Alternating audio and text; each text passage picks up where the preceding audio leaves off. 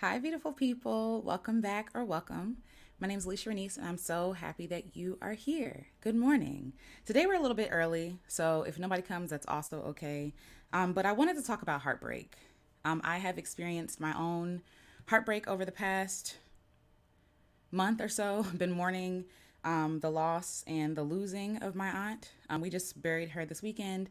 But all throughout my life, I've also experienced a lot of heartbreak. I've had my heart broken in many ways by multiple people, whether that be romantic or just like friendship or even with family. And from that heartbreak, I've learned a few things. I have realized a few things, and I want to share some love notes with you. Well, you can't really see it, but it says love notes. Love notes for the brokenhearted. And I want to talk about things that I've learned throughout my own heartbreak, healing from my own heartbreak, and hopefully you can apply this to your life. And I'm going to also share some affirmations and reflections and something that you can use during meditation if you want to. So, welcome. Happy that you're here. I hope that you're having a wonderful day. Hi, Jamile. Thank you. Okay, awesome. Sound great. That's what I'm worried about. So, thank you. Thank you. Hi, Akila J. Good morning. Hi, Mara. Good morning. Good morning. Good morning. Okay, so have these little note cards. I'm going to read them. So, number one, your pain is valid. Your pain is valid. Don't rush your pain away with logic and reasoning. You feel how you feel. You are hurt. Your feelings are real. Honor them, honor and befriend yourself, and see yourself. And the reason why I say this is because there's like always this conversation about logic versus emotion and how those are opposite each other. I don't agree that they're opposite. I think that they work together. And sometimes we can try to reason our way out of heartbreak. I shouldn't feel this thing. Why am I so sad? This doesn't make any sense. I should be over this, right? Like I should be through this already. Why did I allow this to, take so much space in my life, in my mind and in my heart? But the truth is that you are hurt and your feelings are real. Your feelings are valid. And again, logic is not the absence of emotion.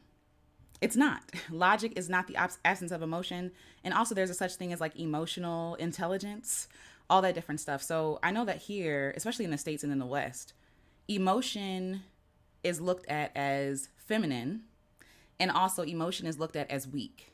Like somehow, if you are emotional, if you're experiencing emotions, if you're expressing emotions, then you're weak or that you're somehow unhealed in some sort of way. But that's not the truth. Everyone has emotions. Every single human being on the planet has emotions, and we all deserve to have our emotions seen, felt, heard, right? And to be honored. And I think of my emotions as like friends. My emotions, I personify them. Like I see them as people. I don't know if y'all have seen that like Disney movie called Inside Out, where they talk about the emotions. There's like anger, fear, sadness, and joy. I'm sure there's other stuff there too. But I personify my emotions. And so just like my friends, if they were to come to me with their emotions, I'm not going to say to them, "Oh, you're not valid. What you feel is not real. You're imagining this stuff, right?" Like all this different stuff. No, like my feelings love me. My feelings, my emotions are valid. My feelings and emotions are like an alarm system going off, right? So like if there's smoke, your smoke alarm is going to go off, hopefully. Charge your batteries, okay? Your smoke alarm goes off. Our emotions do the same thing. When we feel that pain, when we feel that questioning, that lingering feeling that we can't really put our finger on, but we know something is off, listen to that. Those things are valid. Your emotions are a gift. And so instead of trying to like wash them away and reason them away, listen to them. Take time. Why do I feel this way? Feelings, what are you trying to explain to me?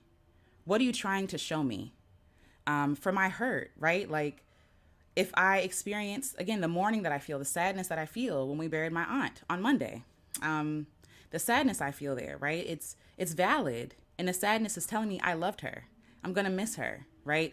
I'm also mourning the connection that she had to the generation that no longer is in my family. She was the matriarch, right? The last link to my elders who are no longer with us. And so I'm mourning those things as well. And so all of my emotions are telling me something valid and something important, but it's up to me to validate those things. And so maybe you need to look at your emotions as a person, right? Maybe you need to say, okay, anger, you're here. Sadness, you're here. Longing, you're here. Mourning, you're here. What are you trying to tell me? What do you need right now? What do I need? What are you trying to tell me that I need? When I'm mourning, I need to cry. When I'm angry, I need to vent. I need to get it out. I need to, sometimes when I'm angry, I need to run to get the energy out of me, so that I can regulate myself, but also like treat myself well. And so asking your emotions, okay, sadness, we're here, we're heavy, right? What are you trying to say to me? How can I better honor you? And how can I use you to honor myself, to honor my needs? So that's the first thing I want to say to you. Your pain is valid. Not that you need my validation or anybody's validation. You feel how you feel. It's valid and it's important and it's sacred. It's sacred. So, yes, hi, lovely day one. Day one, one day. Hello, hello. Hi, Deshaun Burns. Good morning, good morning. The Waiting to Exhale soundtrack helps with heartbreak. Yes, I agree. I agree. It's an amazing soundtrack, by the way. Yes. Akila J says, I always feel so affirmed in here. Thank you for creating the space. Thank you for being here and co creating the space with me. Thank you for being here. Yes. Hi, lovely lady. Good morning. Lovely lady, lovely day one day says, my feelings love me. Yes, your feelings love you. Your feelings are a gift. Your feelings are trying to communicate things to you, trying to heal you, trying to help you live a more vibrant and full life. And we'll get to that in a second too. So yes.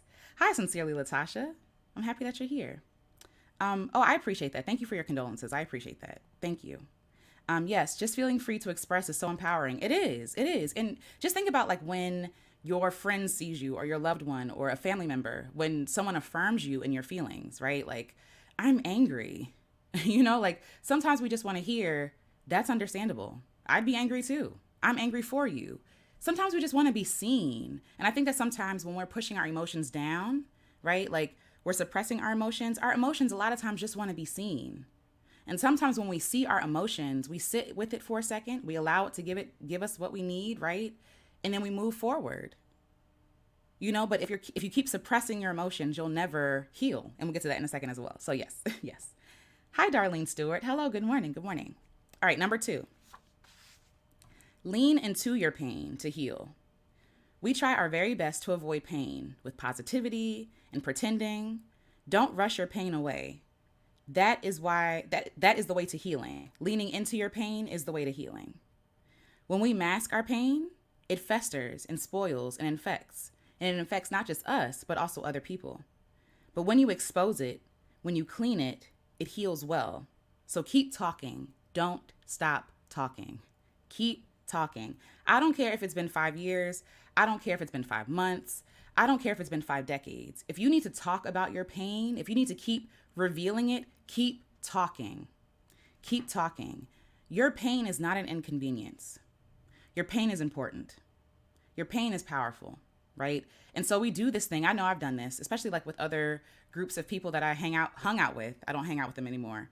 But I was around a lot of friends who I didn't feel safe around. I didn't feel safe enough to express all of myself. I had to be happy Alicia or serving Alicia or talented Alicia, but there was no room for me to be a whole human being, right? I wasn't allowed to really express my pain and sorrow because a lot of time the pain that I expressed was at the hands of the people that I was in a relationship with, right? And I'm talking like friendship, not just romantic. So of course I didn't want to hear it because who wants to be held accountable for what they've done? Who wants to be criticized, using air quotes, criticized, right? But confrontation is healthy. And so sometimes we have to confront our pain. Sometimes we cannot just run from our pain or push it down or rush it away. We have to feel it and feel it intensely. I think about this example all the time. My cousin Trevina told me a story one time where she went skiing. I think it was skiing. But either way, she did something on the slopes and she broke her ankle. And she tells me the story about how she went into the ER, and in order for the ankle to heal correctly, they had to reset it. So it was broken, and in the ankle there are a lot of bones, so they had to numb the pain first and then put her ankle back into place. And so hearing about that, it's just like, oh my gosh, like that sounds so intense. It sounds so painful. And so if she did not have, numbing things, right? Why can't I think of words? Numbing things. If she didn't have that, anesthesia or anything like that, then she would be overwhelmed by pain. But she had to go through the pain in order to set the ankle correctly so that it could heal correctly. Because if you don't, you'll be walking with a limp your whole life. Other problems can arise when our injuries go ignored. Even with like breaking bones, you can have a bone, spur or something, and like it can float in your bloodstream. There's a lot of stuff that can happen with the body, right? And so the same is with our emotions, with our pain and our heartbreak. When we don't when we don't see our heartbreak and pain, it poisons us. Like we talked about with anger, right? Anger is not bad. Anger is just an emotion. It's human. But when we don't see that anger, when we push it down, it makes us sick. The same with heartbreak. Literally, literally heartbreak causes pain in the body. We know what it feels like. The fact that we can name heartbreak, we know that it's not just in our minds and in our hearts. We feel it in our bodies. We feel that heaviness, that cloudiness that comes over us. We feel the distracted, right? The distracted feeling. We feel the pain in our heart, like that deep, like, ooh, like, like that. When it takes it takes the air out of your lungs, like heartbreak. Heartbreak and the body are connected. And so in order for us to heal wholly, right? In order for us to heal completely, we have to keep talking. Lean into the pain, don't run from it. It's not comfortable, it's not fun, right? It's not something that we want to experience, but going through it is the only way to healing. And that takes me back to elementary school. I don't know if many of you had this experience, but there was a song that we used to sing, like the bear hunt. We're going on a bear hunt to see what we can find, right? And so we would come across all these obstacles in this story, like, the grass or the water or a cave or something, right? And it's like, you can't go under it. You can't go over it. You can't go around it. You must go through it, right? And so we would walk through the grass and make the sound, walking through the grass, right? But it's the same thing with our lives. A lot of us try to avoid stuff and wonder why we're not healing, wonder why we still have that lingering thing. You can sweep that stuff under the carpet all you want to, but it's still going to be there. And when we suppress our emotions, they erupt in different ways.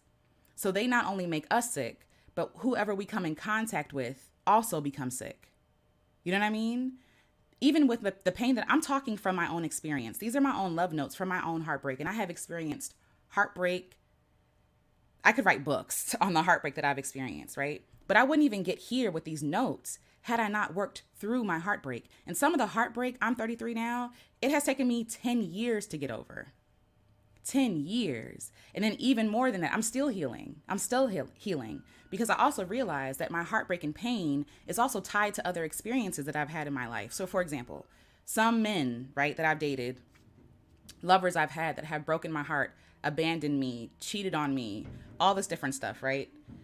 Treated me like trash. I realized that yes, that situation was painful, but it was also attached to stuff with my dad. It reminded me of those experiences of waiting on the porch for my dad to come pick me up and him never showing up. Men not being men of their word, right? It reminded me of the feeling I felt, of not being important enough for my father to change his schedule or to keep his word or to sacrifice for me by just being there. You know what I mean? And so then I get into these romantic relationships and a person breaks my heart or they do something that triggers something else. So even though I'm healing from that initial heartbreak with that lover, there's also a heartbreak under here of my father. And then under that, there's a heartbreak here with God. You know what I mean? Like, because why would you give me to parents who don't love me? How could you do that? How could you allow this person to cause so much harm in my life at such a young age? You know what I mean? Being honest about those things. And the only way that we can get to the root of our issues is by working through our heartbreak and our pain. And again, like I said, it's not fun. I'm not going to pretend that it's cute. Like we see healing, like the healing industry has been so I don't even know the word I'm looking for, but capitalism, right? It destroys everything. Healing is so cute on Instagram and, on these programs. Healing looks nasty and ugly sometimes. When we think about a scab, right? We fall on our knees. I know as a kid, I used to fall all the time, riding my bikes, riding my bike or running or something. You fall on your knees and you hurt yourself. It gets uglier before it gets better. It's not cute. Healing sometimes is not cute. Sometimes it's nasty, right? Sometimes it's painful, like to even talk about the thing, but also the thing underneath of the thing. You know what I mean? Healing is a lot of work. Healing takes a lot of energy. Healing is exhausting. You know what I mean? But the only way, and we take things one step at a time. We're not rushing our process, right? We're here in the moment. But we have to be honest that healing is not going to be luxurious all the time. And once we acknowledge that, we can start to work through it and not judge ourselves so harshly when we feel like we're not healing anymore. So don't stop talking about it. I don't care if people are tired of hearing about it. I don't care. Keep talking about it as long as you need to talk about it. Keep processing it in real time. Journal. Talk to a friend. Go to a therapist if you have access to that thing, right? I'm so blessed because the friends that I have, the friends I have now, right, that I've had since at this point, middle school, some of them, I'm able to be all of myself. I don't have to come with the political correctness, right? Like I have to I can come as a whole person and be like, "Yo, this is still bothering me. This thing from 10 years ago, it's still bothering me." And they will listen and they will hear me. And if I need help, they will offer it, right? So we have to find safe spaces for us to heal in. But I want you to be a safe space for yourself first. So that's number 2. Lean into your pain to heal. The way to healing is not running from it or avoiding it and not talking about it, pretending it's not there. The way to healing is talking about it and working through it. And the through, the middle, that parts get ugly and sticky sometimes, and that's also okay, and that's also beautiful. You don't have to worry about your healing being aesthetically pleasing. Keep talking about it. So yes. Hi, Southern Rose Tia D. Good morning. Good morning. And hi, Priscilla Bailey. Thank you so much for the love on Facebook. Thank you so much. Thank you. Yay, I'm glad. I'm glad this is resonating with you all. Thank you for listening. Southern Rose Tia D says healing as a practice has been corrupted by capitalism. Exactly. Yes. 100%. 100%. Yes. And with that, there has been like this pressure that healing has to look a certain way. It has to be aesthetically pleasing. And if I am not healed at the end of this 6-week course or whatever the heck, then somehow I'm still broken, right? And that's not life. Life is long. Some people are still healing from things. People heal from things their entire life. Talking about my great aunt that we buried on Monday, we would have conversations and I would ask her about her story. And then I realized that she was still healing from things even at 89 and 90 years old. Take the pressure off of yourself. Capitalism, all that good stuff, it works in like you have to do this and then this and then this, like there's steps. Sometimes they're not. And that's actually, we're getting into the next thing I want to say. Number 3, healing is not linear. This is a phrase that I have heard over and over and over again, and it works because it's true. We think that healing looks like this, right? And for people listening, right, I'm going up and to the right like a graph. Like this is progress. Like that's what we think progress looks like, when really healing sometimes feels like regression. Sometimes healing feels like going back to square one. Sometimes healing is going back to square one because the first square one you thought was square one is not square one, right? So just like I talked about my lovers, my experience with romance, a lot of men that broke my heart, right? I was broken about that thing and I thought that I was at square one, and really, square one is my dad. You know what I mean? Sometimes it feels like you're running in circles. Sometimes it feels like you're sitting still. And maybe you are. Maybe you are, but that's still progress. Progress is not what we think progress is. Progress is not about accomplishments and about numbers and about improvement by the world's standards. Sometimes progress is going backwards to start again. If you have a shaky foundation, right, and you know that your foundation is shaky, is progress building on top of that, or is progress demolishing the whole thing and starting over? For me, it's the latter.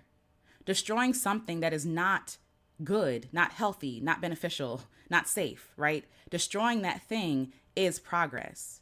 But it doesn't feel like progress because we have totaled everything, we have leveled everything, and so we think that we're not healing. That's not true. That's not true.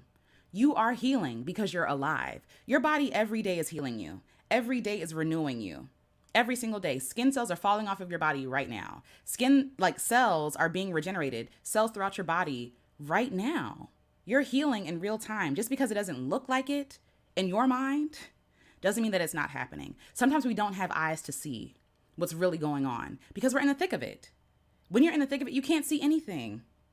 Just like that bear hunt we talked about, going through like the reeds of the grass, like the tall grass, right?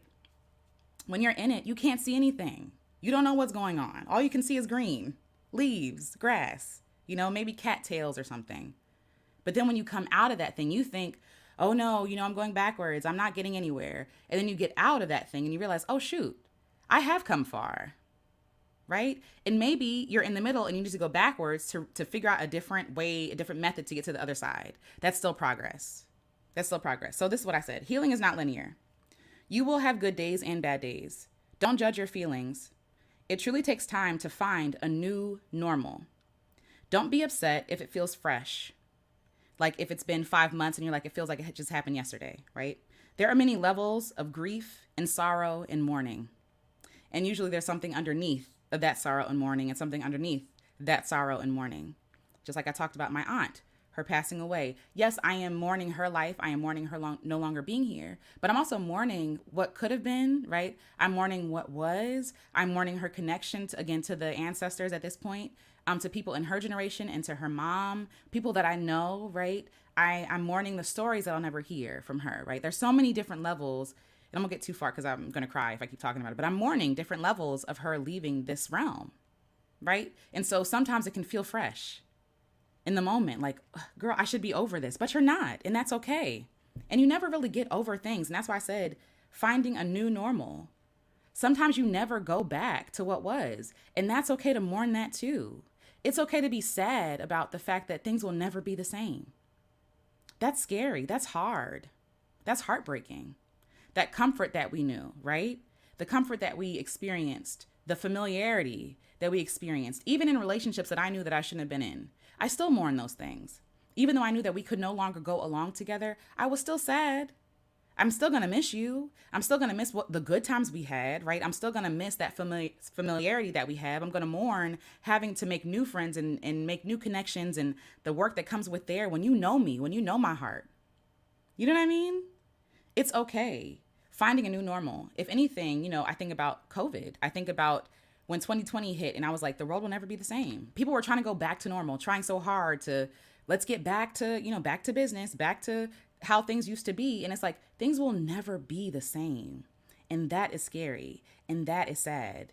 And that is mourn worthy. That is worthy of your mourning. So again, don't be upset if it feels fresh. Again, there are things that I was healing from for years, right? And I get angry, upset about it all over again. I'm like, oh my God, I'm not healed. No, that's just another layer. And my anger is telling me something. So yes, so number 3, healing is not linear. It's not linear. Oh, thank you, JB. I appreciate that. Thank you. And hi, Byzantine Nomad. Hello. Hello. Hi, JB. Yeah, perspective is, it's hard to change your perspective when you're in it, right? So I have grace. And I have grace for myself because I didn't think this way 10 years ago. I'm like, this is for the birds. This is ghetto. I'm over it. I want to be healed, but I appreciate you honoring my experience. So thank you. Hi, Crispy Crunchy. I am right there, feeling like a total loser for struggling so hard, and I'm so glad for this live. I'm glad that you're here. I'm glad that you're here, and I hope that you don't feel like a loser, because you're not. Feeling, mourning, grieving, loving, those are brave things to do. A lot of people, and we'll get to that in a second, but a lot of people don't want to feel because of that pain and that sorrow. But you're here, and you're standing in it, and that's worthy of celebration. So I celebrate you, Crispy Crunchy. Hi, Shellwell. Hello. Hi, Zenful on Purpose. Good morning. This topic is right on point for me. Thank you, Alicia. I needed this currently going through the motions. I appreciate that. Thank you for being here, Zenful on Purpose. I love that name also. Hi, Karma Justice. Hello. All right. Number 3.5. It's not necessarily 4, but 3.5. Heartbreak comes with many emotions. So kind of talking about healing is not linear. Heartbreak is not just one emotion. It's just not one thing, right? Heartbreak, there are so many layers to heartbreak. There are so many different nuances and things that come with heartbreak, like anger, regret, sorrow, hope, like the pain of hoping, right? Guilt, shame, and everything in between. Feel them all because they are all valid. And maybe what you feel might not be necessarily true, right? So the shame that you feel, what's going on with that shame? Where's that coming from? What are you ashamed of? Are you embarrassed that you own this person? Listen, that you said own this relationship, and you said that I'm in a relationship with this person and now they're not with me anymore and now I feel shame about that thing. I feel embarrassed. Why is that? Right? Like interrogating those emotions. I feel embarrassed because I gave this person a chance. I was vulnerable with this person and they did not honor that thing. Okay. So you're embarrassed because of what other people might say about your relationship. But is that really shame for you to own? And it's no. It's not. It's not. So feel them all, journal, share, and try not to suppress them. Because like I said, when you suppress those feelings, they make you sick. They pervert good things. They make you numb when you're not really feeling those feelings. So 3.5 is heartbreak comes with many emotions. Feel them all. They are all valid. They're all valid. Hi, Monique Michelle. Good morning. Good morning. And Shell, I'm glad this is a topic that's important to you. That makes me happy. That makes me happy. Miss A says, I swear your vids show up on time for me. I was thinking about healing and heartbreak yesterday. That's awesome. That's awesome. I'm glad that this is in alignment. It's perfect. And it's interesting because I tried to record this last night, like pre-record it, and it didn't work. So I was like, whatever, we're just gonna show up here and do what it does. And who needs it and hears it. And if they don't, they don't. But I'm glad that you all are here and getting what you need. That makes me happy. That makes me feel like everything happens for a reason, which I believe it does. Hi, Killa J. Woo, that embarrassment used to eat me up. Yes, I didn't even like to tell my friends about my dating life because of shame or situations not working out. Exactly. And I understand that. I understand that, especially, I don't know, listen, I can only speak because I'm a black woman, okay? As a black woman, I know the shame, especially like in Christian culture and stuff like that. People calling you fast and all this other stuff because you dating other people. And it's like, but you don't have to, you don't owe people an explanation. You don't owe people an explanation. It didn't work out. Next, we're moving on, right? But it doesn't have to mean anything about you. You know what I'm saying? But yes, I totally understand that. All right, number 4. And this goes exactly into, this actually flows. So number 4, don't regret the love you gave. Don't regret the love you gave. The reason why I say this is because at the end of relationships, whether friendships, romantic relationships, or other, right? Even jobs. I felt like I gave so much to this relationship. I should have never done X, Y, and Z for this person. I wish I never, gave them a chance. I wish I never gave them these things, this money, this opportunity. I wish I never went to this place with this person. I wish I never met this person ever, right? Almost like feeling like you wasted your energy, time, resources, love on this person for a person who doesn't appreciate you or the thing. And I have felt regret over the love that I gave people until I realized I have nothing to regret. Don't regret the love you gave because you did nothing wrong by loving. It's the bravest thing that you can do. Remaining vulnerable is a strength. There is risk in love, but you did not lose. There is risk in love, but you did not lose. Try your hardest not to harden your heart because callousness is not protection. Callousness is not protection. It is being bound by fear. Just because they didn't appreciate your love doesn't mean it's worthless. Just because they couldn't see the worth and the value in your love and your dedication and your support and all the beautiful things you gave this person or this relationship or this place does not mean that because they don't see it, that it's not worthless. It doesn't mean that just because they can't see it means it's worthless. It's worthy. That's what I'm trying to say. I feel like there was a lot of double negatives in there. But anyway, this idea of callousness, a lot of us build calluses on our fingers, right? When we used to be on the monkey bars, or if you're like lifting weights, what else? Just like the constant rubbing against something. And I've used this example before talking about sensitivity and how I am a sensitive person, right? And so if I keep rubbing against an object, I'm going to develop a callus. Why? Because my finger wants to protect me. So the skin is going to get hard so that I'm not feeling pain or the irritation of something, rubbing up against me, right? And so we do this in our own lives. I don't want to feel pain anymore. Let me build a callus. Let me put on a shield or armor. I don't want to feel heartbreak again. Let me put on a shield. I don't want to be embarrassed again, taken advantage of again. We feel these experiences and our brain goes, oh, let me protect myself by closing myself off from an opportunity of being vulnerable so that I'm not taken advantage of, right? So that's one side. But the other side is when you're being callous around the pain, you're also being callous around the joy. So that callus that you feel on your hand, you can't feel the softness of someone's hand, right? You can't feel the warmth of something because you have a callus there. So though you're protecting yourself from future pain or potential pain, you're also closing yourself off from joy when you're building a callus. So callus is not protection, it is fear. Being callous and cold and hardened is fear. But I will say there is importance in being wise because I had to learn that. I had no boundaries. I was like, whatever, I love everybody. And I assumed everybody loved me back. That's not the case. I had to learn boundaries, right? But it didn't make me hard and callous. It made me wise. In the relationships I choose to be in and show up in, I'm vulnerable. And if I cannot do that, I don't need to be in this relationship. You see the difference? As opposed to no one will ever hurt me. No one will ever, cause me pain again. I give people the opportunity, right? And trust that they won't, right? I give people the opportunity that I'm dedicated to, that I'm in relationship with, because I trust that they won't. And even if they do, usually, even if they hurt me or harm me, it's usually not on purpose. It's just like human things. And we can have a conversation so that doesn't happen again. There's a difference. There's a difference between I'm closed off, no one will ever hurt me, I'm going to do all these things to protect myself, versus these are the relationships that I value and that I love, and I'm going to be open and honest here. And if I cannot be, I'm going to go somewhere else. That's what I needed to learn. So there's two sides. Don't be too open with everybody, because everybody is not safe. Everybody is not kind like you. Everybody's not thoughtful like you.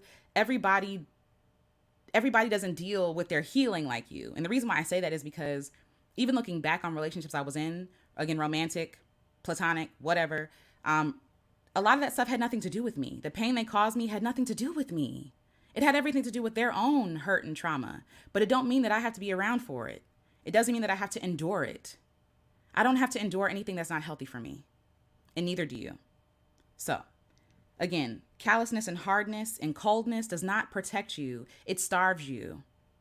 It starves you from the joy, from life, from beauty. Like, if I was cold and callous, I would not be me. I would not be able to even make these cards or these notes. I would not be able to look at a tree and cry. I would not be able to, talk to hummingbirds like I did this morning. You know what I mean? Closing yourself off closes you off from life, period. Don't become a recluse because you're trying so hard not to be hurt. And the thing is, loving is vulnerable and loving is risky. Loving is risky. Being loved and loving other people is risky, right? But I'm in a relationship with people that it's worth the risk. It's worth the risk of you breaking my heart because I trust you and I know you and I love you. I'm dedicated to you. I don't have to endure your abuse, but I trust that you will do my heart well, do well with my heart. So that's what I'm trying to say. So yes, just because I didn't appreciate your love does not mean it's worthless. Your love is valuable. It is sacred. And I'm sorry that they fumbled you. I'm sorry they didn't honor you. But that's not your shame to carry. It's not your burden to carry because you did nothing wrong. You loved. You loved. All of my romantic relationships I can leave without regret. And if you can't, this is not a judgment. But all my romantic relationships I can leave without regret because I know that I loved. I know I did people right. When you're living in fear, when you're doing people right, you don't have to live in fear. There's nothing to fear. When you're treating people well, you don't have to live in fear. Number one, right? Like, I know God got me.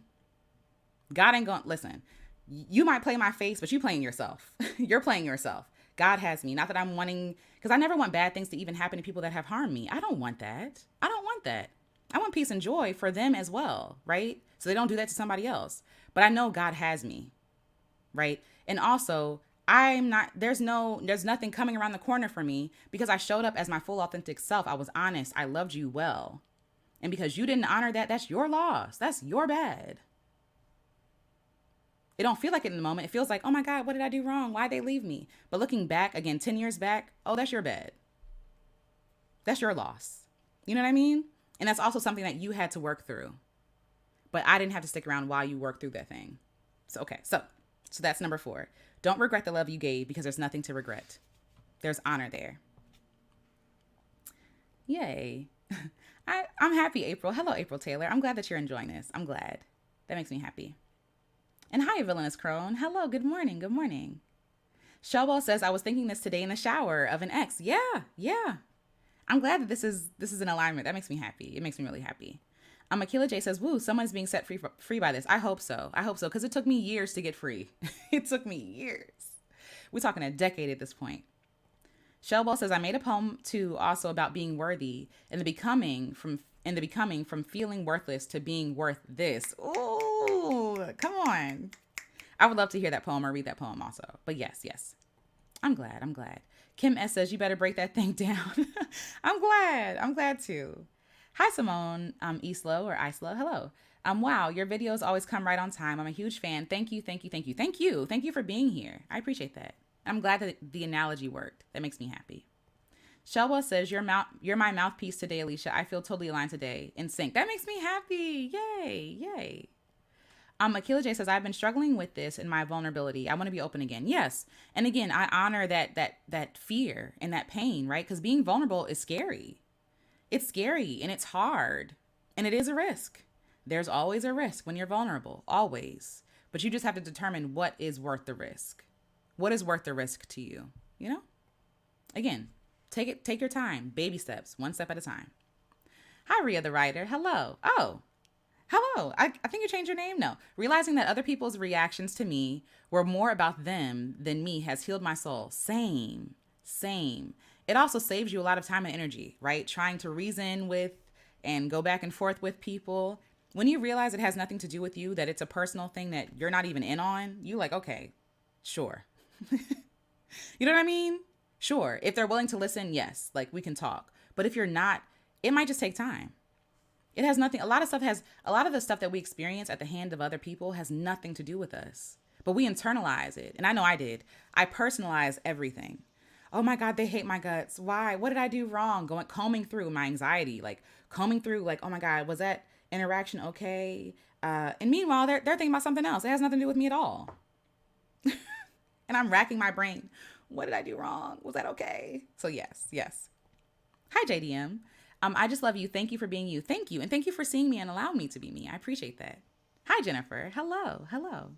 Kim S says, is it risky when in actuality what you give will nourish you ultimately? That's good, Kim. That's good. That's good. Is it risky when in actuality what you give will nourish you ultimately? Yeah, that's a good question. Exactly.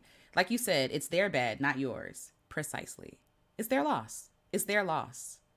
It's their loss. Yeah, yeah. Jennifer, I was thinking about this regarding a failed attempt of a romantic relationship on my end. Yes, yeah. Hi, Kelsey L. Hello, good morning, Alicia. I'm so excited to be in this space. I'm happy that you're here. You give my existence so much language. That makes me happy. I'm honored. I'm honored. This morning literally was but first coffee day. Wait. Oh, face turquoise drinking coffee. Okay, yes. This morning literally was but first coffee. Yes, absolutely. Absolutely. All right, number 5. Just because they could not or chose not to appreciate your love does not mean it has no value. So it's kind of like 4.5. Just because they could not or chose not to appreciate your love does not mean it has no value. It's just the wrong person. It's just the wrong person. Sometimes it has nothing to do with you. And of course, like, we want to be open to the possibility of us improving, or, being open to constructive criticism, right? We don't want to be just like, I'm perfect, there's nothing you can say to me, right? We want to be discerning of what people are saying, because sometimes it's just the wrong person. It's just the wrong person. There are people who look at me with a straight face, and I'd be like, am I crazy? And then I get here and I talk about what I'm talking about and people get it. Sometimes it's just the wrong people. It has nothing to do with you. Don't use other people's perception cloud your own view of yourself. Choose to love yourself fiercely, to be committed to yourself. Your worth and value is not left up to any man. No man can determine your worth or value. They don't have the eyes to see. They don't have the power, because you are invaluable. Period. You're invaluable. So just because they can't see doesn't mean that you don't deserve to exist, that you don't deserve to be yourself. Like, I think about so I'm from I'm from the DMV area, right? And we have go-go music is like a staple here. Like, it is like black music here. And so people don't get it. Some people just don't get it. So if I took go-go music to like the middle of nowhere, Arkansas, no offense to the Arkansas folks here, but like, they wouldn't get it. They don't understand it. Maybe they would like it, but they don't get it, right? But when I bring go-go back here, right, when we have like, what do you call it? Block parties and, dances and stuff like that, the people here get it because it's a part of our culture. It's something we just get. It's not something you can understand. You get it, right? And so I think sometimes we just got to find our right people. We got to find the people who get it, the people who get us. I've walked this life feeling like a loser and outcast my entire life. People just did not get me. But it wasn't until that I found the right people that I'm like, oh, I'm not crazy. I have space. I have permission to be all of myself. I don't have to be what you think I have to be valuable and to be loved. Yes, me too. Marilyn out here. Hey, Akila. Hey, neighbor. Hello, hello. But yes, yes. Kelsey L says, I tried the fake it until you make it route. I tried to love yourself and the world will follow route, but I can't tune out my heart. How to stop hating myself. Okay. First of all, what you said about love yourself and the world will follow, I don't even agree with that. I don't agree with people who say, you have to love yourself before other people love you, that's a lie. I I don't know if that's a fact, but for me, that feels like a lie. That feels like I'm giving people permission to treat me poorly because I can't see my own worth or value yet. That somehow I have to earn my right to be loved and held sacred by other people, even if I can't see it myself, right? So that's the first thing. I don't want you to put this pressure on yourself that like you're the reason why the world doesn't love you, right? I'm using this loosely because I don't think that the world doesn't love you. But yes, like I also don't agree in faking it until you make it. I believe in being honest. I believe in being honest. I don't like myself. I think, and this is I'm not saying this about you. I'm saying this about me, things that I felt. I don't like myself. I don't think I'm pretty. I feel like I'm too heavy, right? Like I feel like a loser. I feel like a failure. Being honest is the way.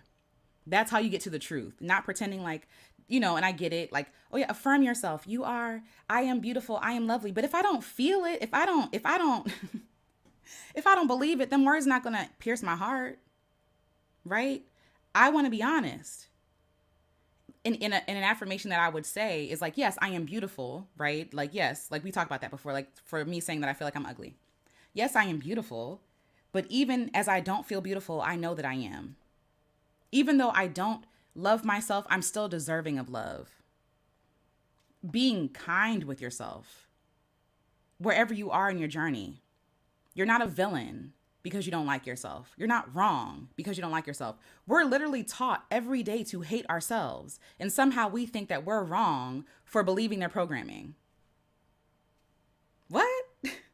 Like, every day they tell us about how we're not smart enough, we don't have enough things, we're not beautiful enough, we're not talented enough. And then we internalize those messages. And then now they tell us, well, you're wrong for not loving yourself. If you don't love yourself, you're a loser, you're wrong. Like, you don't deserve love from the world. Huh? They play mind games with us. It's not your fault that you don't love yourself. It's not your fault that you don't even like yourself. It's not your fault. You weren't born with that thought. Somebody gave it to you. Somebody gave it to you. Exactly. I was taught this. Exactly. We were taught to hate ourselves. And now we're doing the work to love ourselves. But that takes time. If you spent 30 plus years hating yourself, you're not going to just start loving yourself overnight. That's not how that works. We got to deconstruct everything. Like I talked about before, the view of progress, right? What does progress look like? A lot of people think like, oh, it's saying affirmations in the mirror. It's pretending, faking it till you make it, right? To me, progress is being honest with myself and saying, I don't like my body. Sometimes I hate it. That's progress. It's demolishing this fake like facade that we put out for other people and other people's convenience and their comfort. The lies we tell ourselves and other people to make other people feel good about themselves. Because what do you say to a person who says I don't like myself? That's uncomfortable. That's awkward, right? Like, do people really want to have that conversation? You know? And so don't say that about yourself. No, no, no, no. But we never inquire why. Why do I hate myself? Why do I hate my body? Why don't I like myself? To me, that's progress. And for some people, that will look like regression. That will look like going backwards. But I say demolish what is not real and start with the truth. If the only truth you have is that you don't like yourself, start with that. Start with that. You're not wrong. Those are your honest feelings. You're not a villain. You're not wrong. Oh, I'm sending you love. I'm sending you love, Kelsey L. I'm sending you love. I am. Yeah. Hi, Albert. Hello. Good morning. Good morning. Hi, Simone. Yes. Yes, the wrong person. That's it. Sometimes it's not you. It's the people you're around. It's the environment you're around. You know what I mean? Even on a professional level or an academic level. Sometimes it's not you. Sometimes it's your location. It's your teachers. It's the culture of the campus. It's the culture of the job, of the community that you're in. Sometimes you have to find your own people or even create your own community within like another community. So yes. Oh, Evelyn, thank you for the hearts and the fires. Thank you. A villainous crone says, I don't agree with loving yourself and the world will follow either. Me neither. It's gaslighting. It's giving people permission to treat people wrong. Like just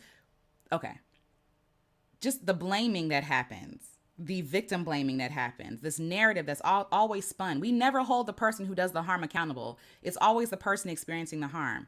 What was she wearing? What did you say to him that made him put hands on you? You know what I'm saying? Like, oh, you just don't love yourself. If you loved yourself more, then you wouldn't be treated like this. No, that's also not true because someone who just said that. Yes, Jennifer. Thank you, Jennifer. Also, you loving yourself doesn't guarantee that others will. I I come here I come here often to share my thoughts and opinions and views about things. And I do that because I believe in what I'm saying, right? I'm confident in what I'm saying. And there will always be somebody in the comments. Always. You're not enough. You're ugly. You're masculine. Don't nobody want you. That's why you single now. Just saying ridiculous stuff. Don't nobody want. Like, black women loving themselves makes people angry. You can't win. You can't win a rigged game. Black women loving themselves makes people feel inferior, makes people feel like they're not good enough. When we ain't said nothing about nobody else, like we not talking about nobody else. We're just loving on each other, supporting each other, helping each other, and people will still have a problem. People who want to harm you will find a way and a reason to harm you.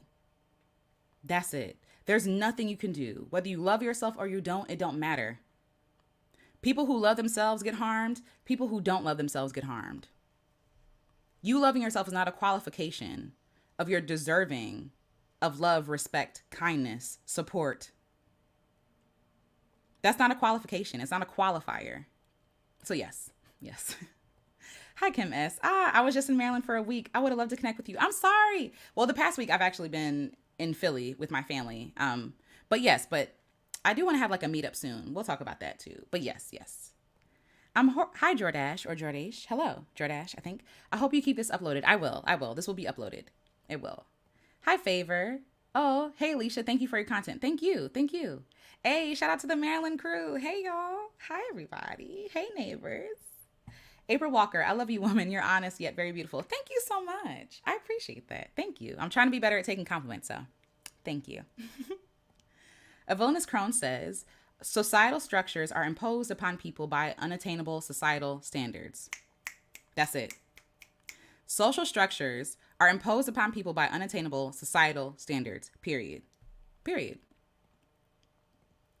Hi, lovely day. One day. I'm in Maryland too. A lot of DMV folks here. There are. Yes. Hi, Pat Bro. I've started taking the time to reflect on my part of situations. It's very educational for me. Yes. And we'll get to that in a second too. Yes, absolutely. Mahogany Butterfly says, definitely was taught the dark skin with big lips was ugly. Yes. And I agree. I agree. Little things like, oh, don't stay out in the sun too long. Why not? I love being in the sun. I love going to the pool or the beach or whatever. Why is that? Right? We're taught these things. It's programming. Without even being taught it, we're taught it. So yes. Let's see. That also means cutting off people that mistreat you. Yes, too. Screw them inflicting harm. Calling it brutal honesty is disingenuous. Cut them off, period. I don't need you to be brutal to be honest. That just means you have no tact, no self-control. When people are like, I'm just brutally honest. No, you don't have any tact. You don't have any self-control. Or you enjoy seeing people harmed. You think that your truth is more important than your delivery. You think your truth is more, or your, not even truth, but your ideas are more important than other people's feelings.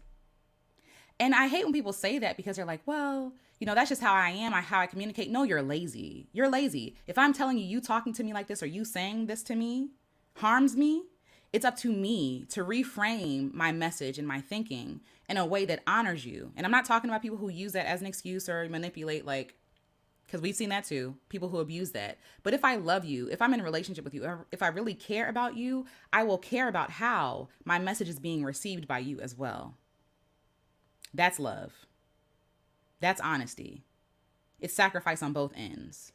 So yes, I agree with you, Villainous Crone. I agree with you. I agree.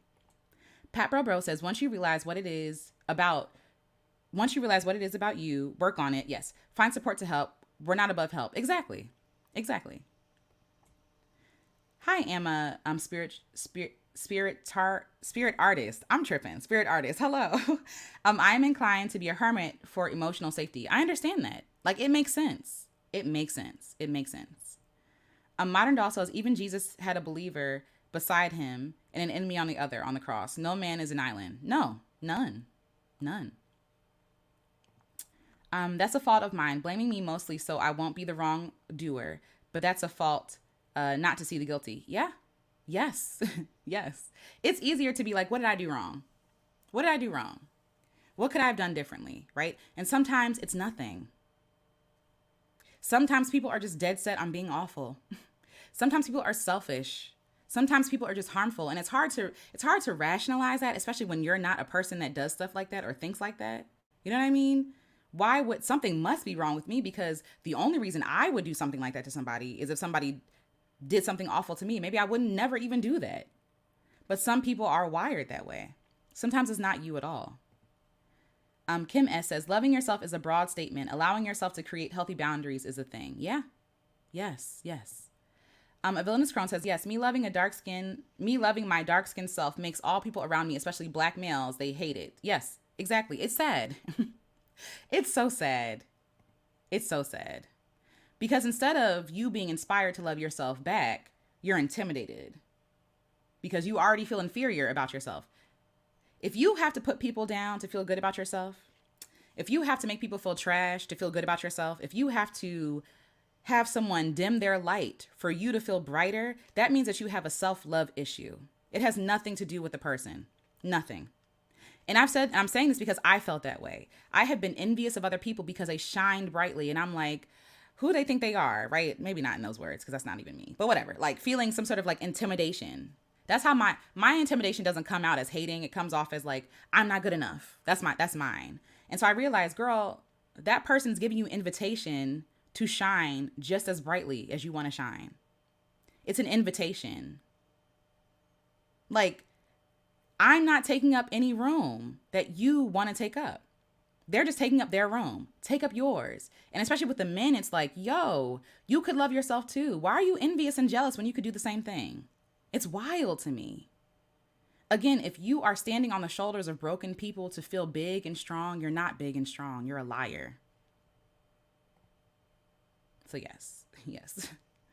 Jennifer says, I've been told that I was full of myself by insecure men. Yeah. And who are you supposed to be full of? I don't know.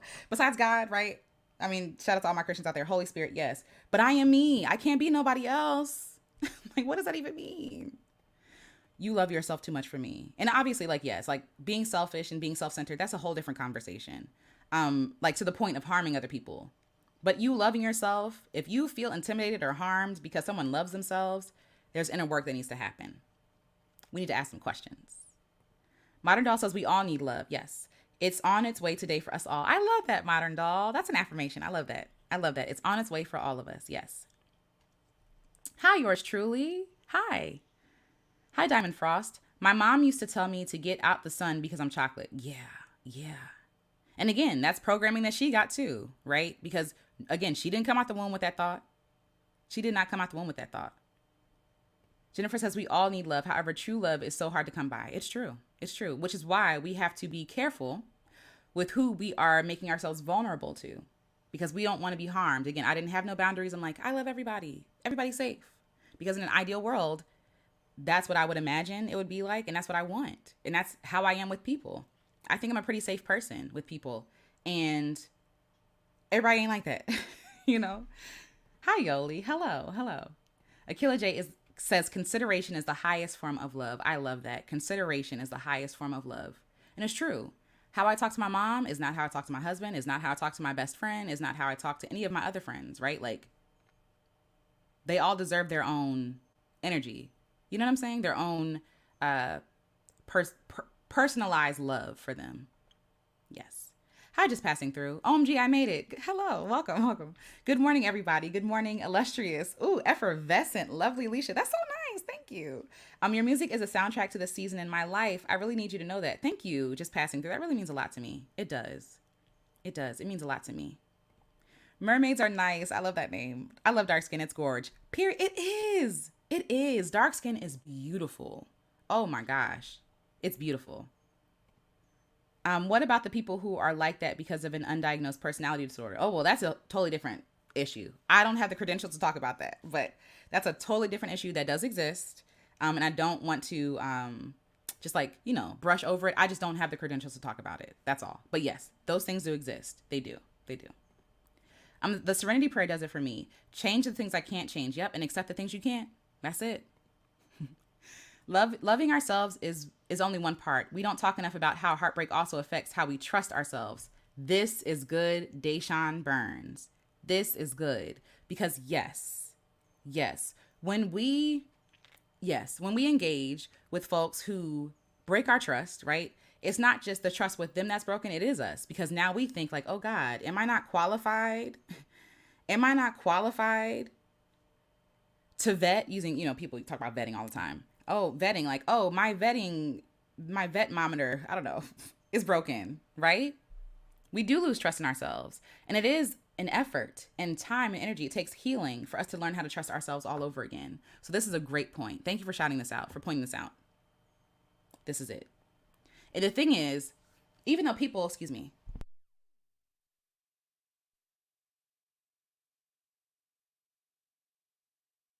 woo, okay. So the thing is, even though people, like I said earlier, some people have decided already that they're going to harm you before they even talk to you, before they get to know you. Some people really don't care. And so we think that something is wrong with us because we didn't see it. Some people are very good liars. Some people are very good manipulators, very good gaslighters, right? People can manipulate your reality and make you believe something. People are very good actors. So to put all of that on ourselves would be harmful and unkind. Some stuff you don't see until you see it. You know what I mean? Some stuff you don't know until you know it. And every person is different. So that shame, that feeling of like distrusting yourself, like we really do got to work through that thing as well and rebuild our trust with ourselves. And it starts with understanding that you don't know what you don't know. Having grace with yourself. We watch movies all the time and we're sucked into a story. We feel like we're in there. You know what I mean? What makes you think that people don't do that every single day? Every day, right? Some of us perform at our jobs. We make our bosses think we like our job. You know what I'm saying? This is not a diss. It is not a drag. It's the truth. A lot of us perform. We get very good at performing. We perform healing. We perform femininity in a way that people understand and want and desire. What makes you think that people won't perform to get what they want from you and leave you high and dry? Right? It's not your fault. It's not. And I don't like when people, because it's victim blaming. I don't like when people say that, oh, well, you should have known better. And no, how would I know better? I don't know better. Why am I expecting people to play me? Who would walk into a relationship expecting someone to harm them? Why do I want to be in a relationship with them? Anywho, but yes. Pat Burbo says, it was hard at one point. I frequent toxic chat where everything was a competition and gaslighting. It was so bad till the point they were befriending my friends. I'm sorry about that. I'm so sorry to hear that. Diamond Frost says you don't need credentials to speak your truth. That's another thing. Qualification. That is a thing. But talking about personality disorders in general, that's above my pay grade. I haven't studied it well. I don't know enough to talk about it. That's all. But yes, but there is no qualification necessary for you to speak your truth. A lot of us think like, oh, if I don't have the degree or, whatever, the credentials, then somehow my truth doesn't deserve to be shared or somehow my wisdom is less than. That's not true. I agree with you, Diamond Frost. I do. Let's see. Deshaun Burns says, yes, like, dang, I can't trust my own decisions. Yeah. I'm already a Libra, so it's even worse. Yeah. No. Again, you don't go into things expecting people to harm you. And if they do harm you, that is not your fault. It is not your bad. It is nothing you missed. Some people are just awful. And that's a hard truth to sit with. Like we like to feel like we are in control of all our situations. And when we sit down and realize that sometimes we're not, there's nothing we could have done to prevent this thing because you're not a mind reader. You don't know. You can't tell the future, right? You're a human being, and I'm not knocking people who can, but you're a human being, So yes. Okay. Let's see. Okay. Kelsey says, wow, the I love everybody safe phrase is universal. I am so traumatized. Yeah. That's how I walked into the world. I love everybody. Everybody loves me, right? Everybody's safe until I got broken hearted, until someone stabbed me in the back. And I'm like, people are capable of this? This is crazy, But yes. Yeah. A villainous crone says, yes, I see black women twisting themselves into a pretzel, trying to fit European beauty standards. I believe that's what's causing so much disconnect as well. I stopped chasing these standards for my mind. I love that. I love that. And yes, and I really want to talk about body image too, because that's huge. I really want to talk about that. So thank you for sharing that, a villainous crone. I appreciate that. All right, number 6. Give that love to yourself. The love you gave them, give it to yourself. You are your own home. You are your own great love. You deserve you, and you deserve your own love. Don't leave and abandon yourself chasing after someone else. So I think about when I'm thinking about like the regret that I felt, like, oh, I regret giving them all this stuff, right? And I'm like, well, now I have nowhere to pour it. I have nowhere to pour that love that I want to give, like to a romantic partner or a friend or even a colleague, right? Give that love to yourself. There was a season of my life that I loved. I was single. I was happy. I was the happiest I've ever been, right? Like I was single. I would take myself out dancing and take myself out to dinner and the movies. I would, give myself massages, get my nails done, like just loving myself, spending time with myself, sitting in my own home by myself, enjoying my own company. All the love that I gave romantic partners, I gave to myself. And I loved that for me. I was my own like girlfriend. You know what I'm saying? Like I did things for myself that no man ever did for me. Waiting for a man to love me the way that I wanted to be loved. I'm like, girl, what if we just do this for ourselves? What if we don't wait on the Prince Charming or the friend who always be like, yeah, I'm gonna come and don't ever show up? What if we just go by ourselves? All that love that we give to other people, give it to yourself. Seriously. There are some people who feel uncomfortable going to the movies alone. I don't. There are some people who feel uncomfortable going to the store or, restaurants alone.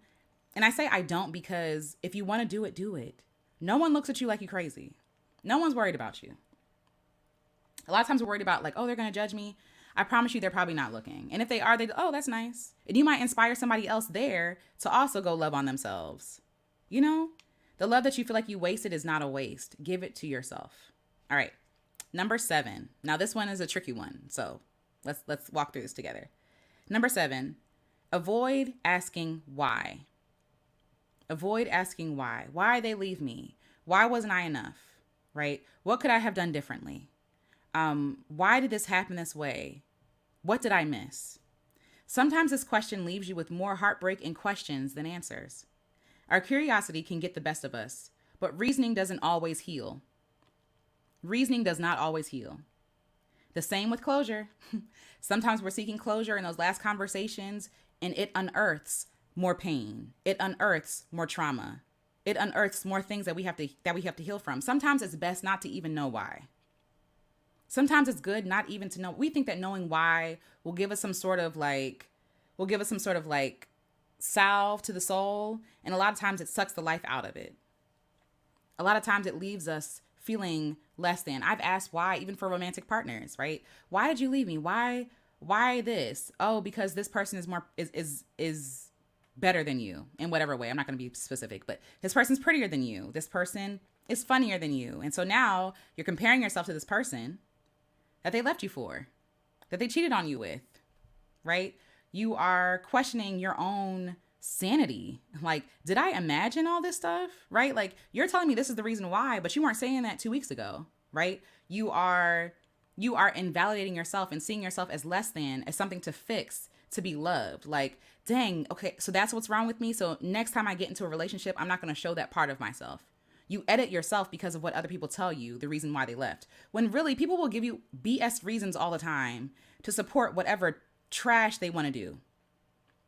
Like if you're looking for a reason to cheat, you will find one. If you're looking for a reason to leave, you will find one. If you're looking for a reason to be an awful person, you will find one. There is no reason why sometimes. And why sometimes is not healing. It's not closure. Again, it leaves you more broken and more empty than it did before. You may change yourself, edit yourself in hopes of reconciliation or control, even for future love. Oh, like I said, that callous feeling, oh, they'll never get me again like that. Oh, they said I was too clingy? Okay. I'm going to withhold my love now. I ain't going to be clingy. I'm not, you know what I'm saying? Like stuff like that. When you know that you're romantic and you love romantic things, and now you're closing yourself off from a romance that could actually be good, or a friendship that could actually be good, that could actually be beneficial for you, healing for you, You are enough. The why is not going to give you the answers that you think it's going to give you. Sometimes you just gotta let it lay where it lay, and work through your healing with yourself, with loved ones, friends that you trust, and cut it off completely.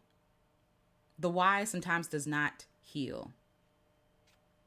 And that's from personal experience. That's from personal experience. But there are other questions that we can ask, and we'll talk about that in a second. But there are healthier questions to ask than why. Because I talked about that, like with people not liking me. I've asked, why don't they like me? You smile too much. Am I going to stop smiling because they don't like my smile? Why don't you like me? Because I've literally heard, you're too happy. Am I supposed to pretend to not be joyous because it makes you uncomfortable? Why don't you like me? Because you're annoying. Be specific. What about me is annoying? Why do I need to know that? It's self-harm. It's self-abuse to keep hearing the words from other people, planting seeds, because you're not going to forget what they say. You're not going to forget what they say. You're going to marinate on that thing. You're going to mull it over and over again. Why? Well, what about me? Why? Maybe I'm not pretty. Maybe I need to change how I dress. I've literally had a man tell me that he didn't want to be with me because of the way that I dressed, because I wasn't stylish enough. Like, come on. So now I'm going to like opt into something. I'm not even necessarily like, we all are interested in fashion, right? But I'm not going to change my fashion to fit your preference when you're already committed to somebody else. When you're already committed to leaving me and cheating on me because of how I dress. That's weird. I'm not going to go broke trying to be fashionable enough for you. I'm not going to do that. I'm not going to stop smiling because my smile makes you uncomfortable. I'm not going to do that. I'm not going to not be joyous because my joy makes you uncomfortable. I'm not going to not laugh when I think something is funny. I'm not going to not dance wild and crazy and jumping in circles when I love my songs. I'm not going to not cry at movies that make me cry because crying makes you uncomfortable. Asking why is not always healing. Asking why can be more traumatizing. Seeking closure can do the same thing. A lot of times we're seeking closure, but we're really seeking validation, if we're being honest. We're seeking someone to say that they still care about us, that they still honor us and respect us, right? We're seeking, I know for myself, when I was seeking closure, what I was really seeking was what I really was seeking was to remedy the feeling of abandonment that I felt. I really wanted to know that I wasn't worthless, and that wasn't going to come from closure, because it didn't give me closure. It gave me more heartbreak. That I could still be this awesome person, but I'm still not lovely enough for you to stay around for. Right? Or I'm a lovely person to you. This is closure, but you still use and abuse me. You know what I'm saying? And it leaves us vulnerable because we're so desperate. We're so wanting to be validated and wanting to be seen that sometimes we will leave ourselves behind, chasing the affections of other people. Closure and asking why is not always healthy or healing. Be careful. Be careful. Now, the reason why I say kind of is because if you're really curious, right? Like maybe you did something that harmed somebody. Maybe somebody has criticisms for you that are just like, you don't really listen to me when I speak. You cut me off a lot. You intimidate me. You harm me. You say insulting things. Like that's different. That's constructive criticism. But people who are just like, I don't like you because the sky is blue. Girl, what you gonna do about that? You're not gonna change the color of the sky, Some people are just committed to what they're committed to. And sometimes that is not you. But it doesn't mean that just because they're not committed to you, that you're not worthy of being committed to. And it doesn't mean that you're not worthless. You're still worthy, even if they can't see your worth or your value. Your value doesn't change. No man gives you your worth or your value. No man. I don't care if they're friends, family. I don't care. But yes. Okay. Moving along. Let's see. Yes, I love treating myself too. Love that. Love to sit in my car, eat some good food, watch some videos on YouTube, kick my feet up in a parking lot. Literally, I love doing that. Spending time with myself. I love myself. I love spending time with myself. Deshaun Burns says, I love going to eat alone too. 2 appetizers, a drink, entree, and dessert. I love that. That's self-love. Absolutely. Absolutely. And most of the time, those people giving you closure are lying. Yep. Their response is a reflection of their own insecurities. 1,000%. 1,000%. And most of the time, the people giving you closure, yes, yes, yes. I agree. My ex found a billion reasons why he left me. I'm sorry about that. But honestly, we just weren't in alignment anymore. And sometimes people don't know how to communicate that, right? So they have to find a valid reason because they feel like you all not being in alignment anymore is not valid. So let me just pull something out the air to make it make sense. And it never makes sense. It never makes sense, you know? Hi, Marissa. Good morning. Good morning. It's good to see you. It's good to see you. I'm happy that you're here. Kim S says, sometimes the person realizes that they are not good enough for you. Ooh, speak facts. And don't want to admit their shortcomings. That part.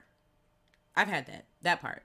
And I've had men leave and then later on come back and tell me, I thought you were too good for me. And I'm just like, I don't know. I don't even know how to feel about that. I feel like that's still an excuse. That's annoying to me because why would you drop a good thing?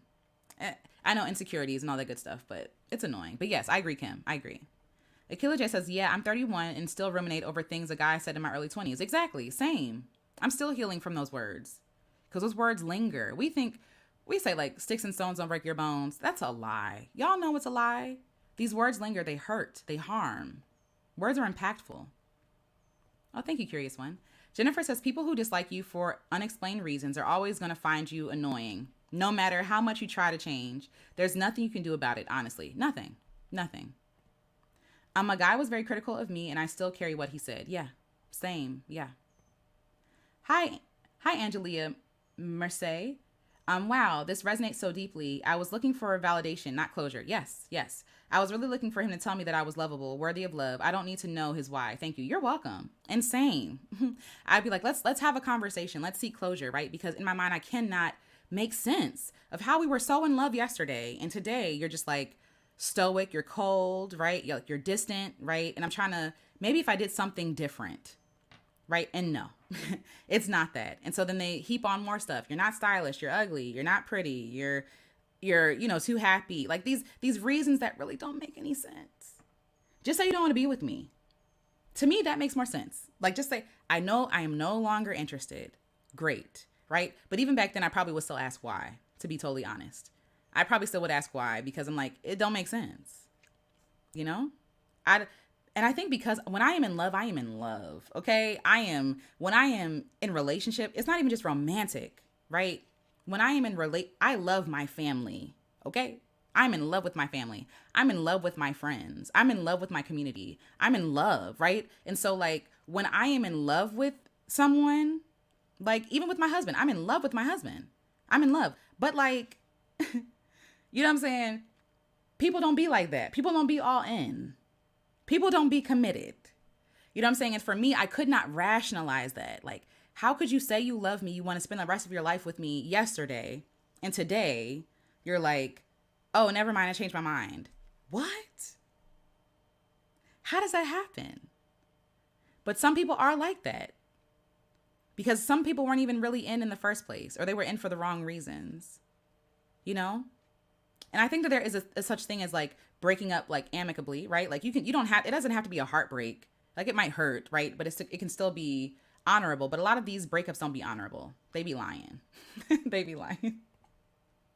Hi, Body Culinary. And hi, Shanice. It's good to see you. Thank you so much for the hug from Facebook. Thank you, Shanice. Yay. Jennifer said, oh, sorry. Hi, Body Culinary from Central America. Hello. Welcome. Thank you for watching. Jennifer said, I had a man tell me I was too independent. Hello? I had a man tell me that my testimony was too big. This man told me that my testimony was too big and that's why we couldn't be together. And this was a Christian man. And Christian men, my experience, so sorry. Christian men be the worst. The worst ones because they use spirituality, they use God just to be able to be awful. Just to be awful. And what are you going to say to that? Oh, God told me. What you going to say? It's a cop out. It's a cop out for you dealing with your own humanity, your own things. But yes. Marissa says, absolutely. We often reenact, childhood patterns and try to convince people of our worth so they don't abandon us when they actually need to go. Go. Okay? Fast, quickly, in a hurry. I agree, Marissa. Exactly. And that's what it was for me. Like I said before, I saw my dad and these men. Like I was so sad about being abandoned by my dad that like every time a man left me, it felt like abandonment all over again. Why don't men love me? What's wrong with me? Why am I broken? So yes, absolutely. Absolutely. A bunch of excuses. Yeah, I don't do the spin in the block. Yeah, the I miss you, I was wrong, we should get back together. It just means what they left for didn't work out like he thought. It's a scam. Set the people free, a villainous crone. Cuz I've been there. Oh, that's interesting. Didn't y'all broke up? Oh, okay. You know, and silly me, sometimes I did spin the block. Never again. Never again. But yes, yes. Yes, Marissa is speaking big facts. Absolutely. Hi, Epic Studies. Hello. Hello. Peaceful greetings, Alicia. I consider all to be well with you. It is. It is. It is. I'm still mourning, but I'm well. Thank you so much. And I hope the same for you. I would love to hear about your love story and how to recognize a good partner. Ooh. So listen, I would share my story. My love life story is riddled with mistakes. It's chaotic. It's painful. And it's not perfect. It's not perfect by any means. And I will never pretend to be nobody. I am nobody's couple goals. I am nobody's relationship guru. None of that. Okay. I'm just trying. We try every single day just to figure it out. But I wouldn't mind sharing the story, or the stories if it's beneficial. But yes. But also, side note, I'm going to start a series talking about songs that I wrote and shared and created, and the stories behind them. And a lot of my stories are inspired by heartbreak, by men, women, friends who broke my heart. So we'll definitely get into that. We will. Hi, gorgeous one. It's good to see you. Good morning, Alicia in chat. Yes, I love treating myself. Took myself out to dinner last night, and I buy myself flowers weekly. I love that. Love that. Because you deserve. You deserve. What if all of the failed relationships is God's way of molding us for the one he has for us? Complicated question. Layered and very nuanced. But I don't think that we have to endure heartbreak to be molded. I think that God, again, is the ultimate alchemist, the ultimate creator, the ultimate creative, right? So God will take anything broken and make it beautiful. But the fact that the brokenness happened in the first place, that is not God's ideal. That's man. That's man's choice. That's man's not being committed, whatever the reason is, right, for the breakup. That is man's choice to be harmful. But God will take that brokenness and make it into something good. But that harm shouldn't have happened in the first place. So can God use it? Sure, right? But that's not God's intention nor God's ideal. That's my own perspective. But people might disagree. But that's just how I feel. Yes. Everybody isn't you. Everybody isn't safe. Yeah, that's it. What does that even mean? Tell me, what did I say? Listen, your testimony too big. Again, Christian men in the church, they be the worst. I'm trying to tell you, they are the terrorists. They're the emotional terrorists. That is my experience. They will gaslight the mess out of you and call it God. And even in those situations, I used to be so angry at God until I realized, girl, that ain't God, that's them. Because I'm praying and that's not what God's telling me. Do I not hear God the same? Is God telling us two different messages? Girl, no. He's just awful. Lord, Christian men will also blame the devil when they cheat. Exactly. And you can't, this is the thing. This is just like an aside for Christian folk. You can't be tempted by anything that you want to do already. Like, you are tempted by what you already want to do. You can't tempt me again. You can't tempt me in this moment, right? You can't tempt me to burn down somebody's house because I don't want to do that. That's not fun to me. That's not appealing to me, right? Like, but if you got me in the right place and time where I'm mad at somebody and I'm tempted to burn down somebody's house, but not saying that I would, by the way, but like maybe that would be tempting. That'd be a thought, a fleeting thought, a quick thought, right? But it's a thought. You can only be tempted by what you already want. Nobody can make you do anything. We got to stop. Cut it. It's not the devil. It's you. It's you. Yeah, it was bold. Your testimony's too big. And so then and hearing that, right? Your testimony's too big made me feel like I was damaged goods. It made me feel like men that came before, and men as in like people, man, that people who came before this person that they somehow damaged me for the rest of my life.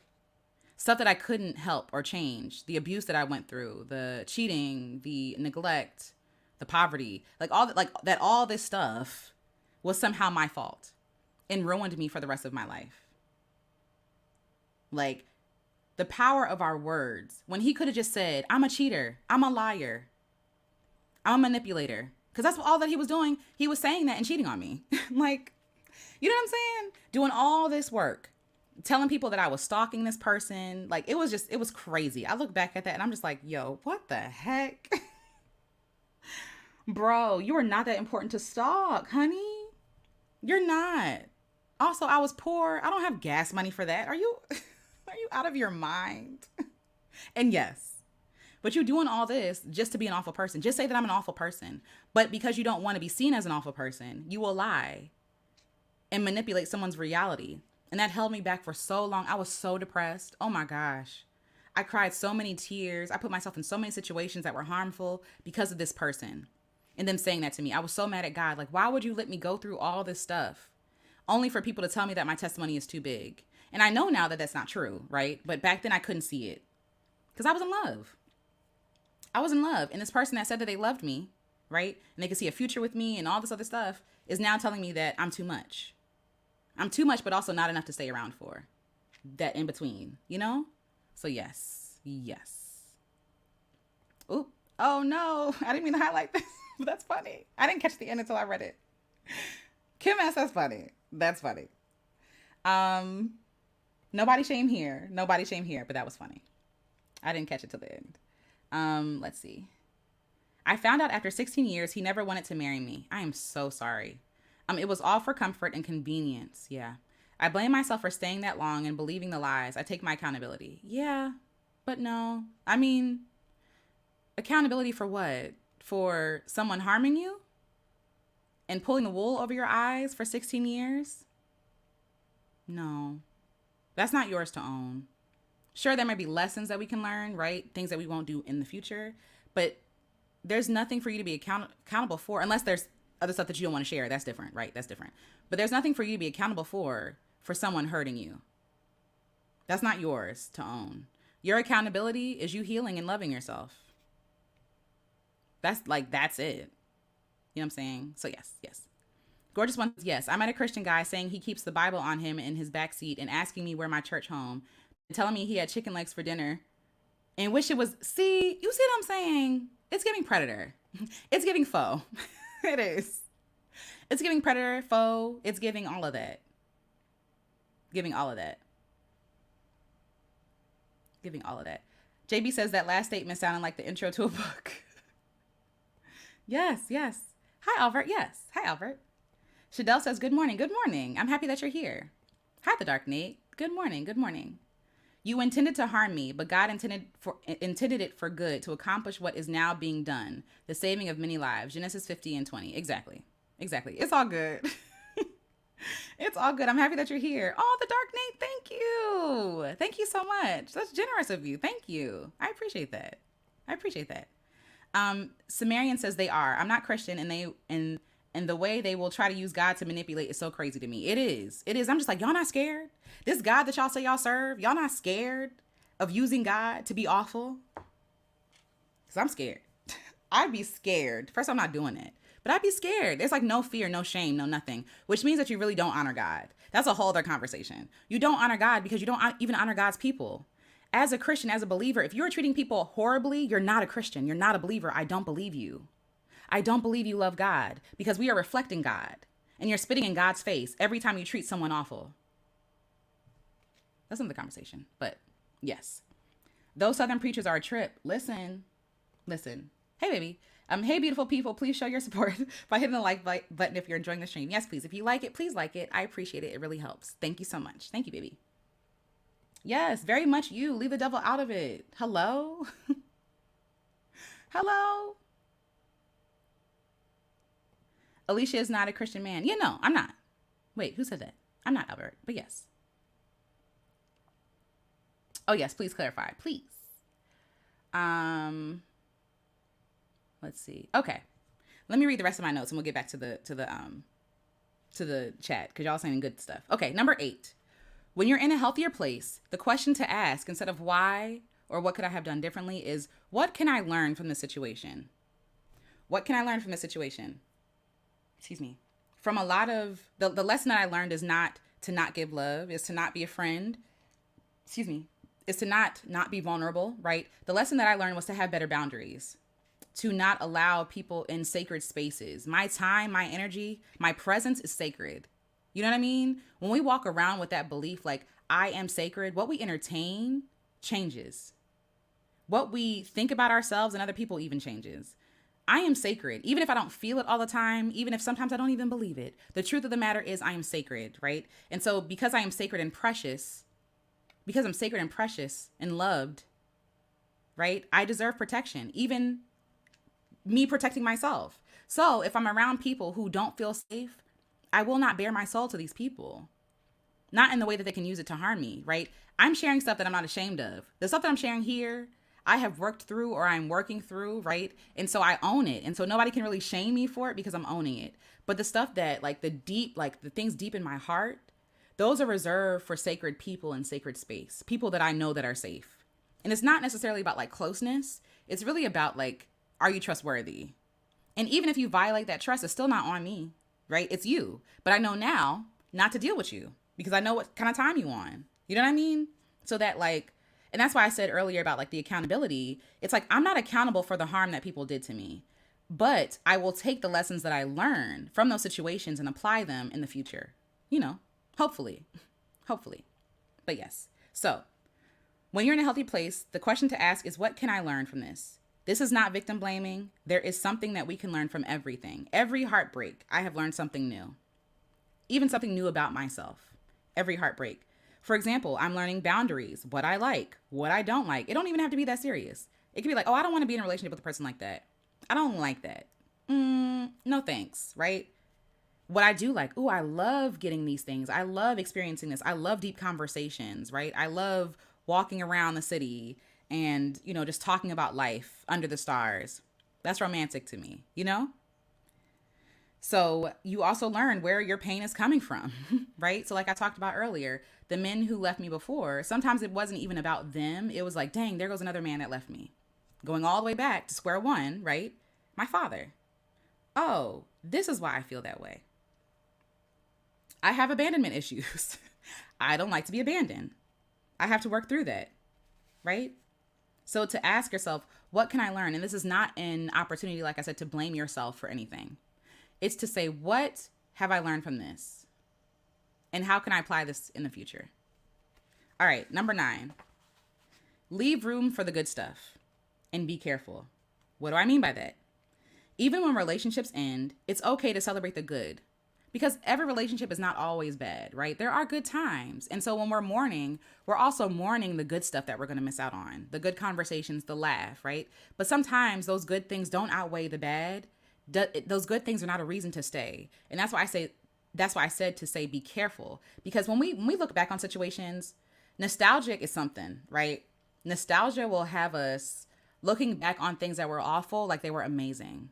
Like I think sometimes back on my college years and I'm like, oh, it'd be cool like to go back to school and I had so much fun and all this stuff, right? And really, I was miserable in college. I was depressed. I was malnourished. I was underappreciated. I was self-medicating. I was self-harming. You know, I was in relationships with people who were abusive. It was just not good. It's not a good look. And so sometimes when we miss someone, we can romanticize the past that we had with them. And that will put on like those rose colored glasses and be like, oh, maybe I can go back. Maybe, no. There's a reason why you left. And I'm not saying that reconciliation can't happen, because it can, but reconciliation comes with acknowledging harm, right? Making moves to correct the harm, and then you showing and proving that you are changed, that you are different. You know, that can happen. But if there's no reconciliation happening, no acknowledgement of the harm, run. Your nostalgia is lying to you. But it's also okay to honor the good stuff, to cherish the good memories. It's okay. We don't have to, you know, even though you did some ain't-ish stuff, I don't have to call you ain't-ish. Does that make sense? Two things can be true at the same time. You were a good friend, but you were an awful lover. You know what I'm saying? Like, two things can be true at the same time. Okay. Number 10, it will get better. This is not the end, even if it feels like it. This is not the end. It may not be today, it may not be tomorrow or months from now. It may take 10 years like it took me, right? Because healing takes time, but it will get better. You learn a new normal. I'm sorry to say, it will never be what it was. Even with reconciliation, I think about some relationships that I went back to or gave people a second chance, even in friendships. And it was never the same. Because once you break something like my trust, once you like we can continue together, but unfortunately those cracks will still be there. It doesn't mean that I don't love you. It doesn't mean that I don't trust you. It just means that that scar will be there in our body of relationship. The scars will still be there. It might not hurt, but it will be there. And sometimes you have to learn a new normal, even through reconciliation. Things will never be what they were, but you can make them something different. That relationship, that place, that job, that family that passed away, right? That the thing that you're mourning, no, it will never be the same. And yes, you're allowed to miss them in that situation, right? But don't think that this is the end, that because that ended, your story is over. It is not. One day you will feel better.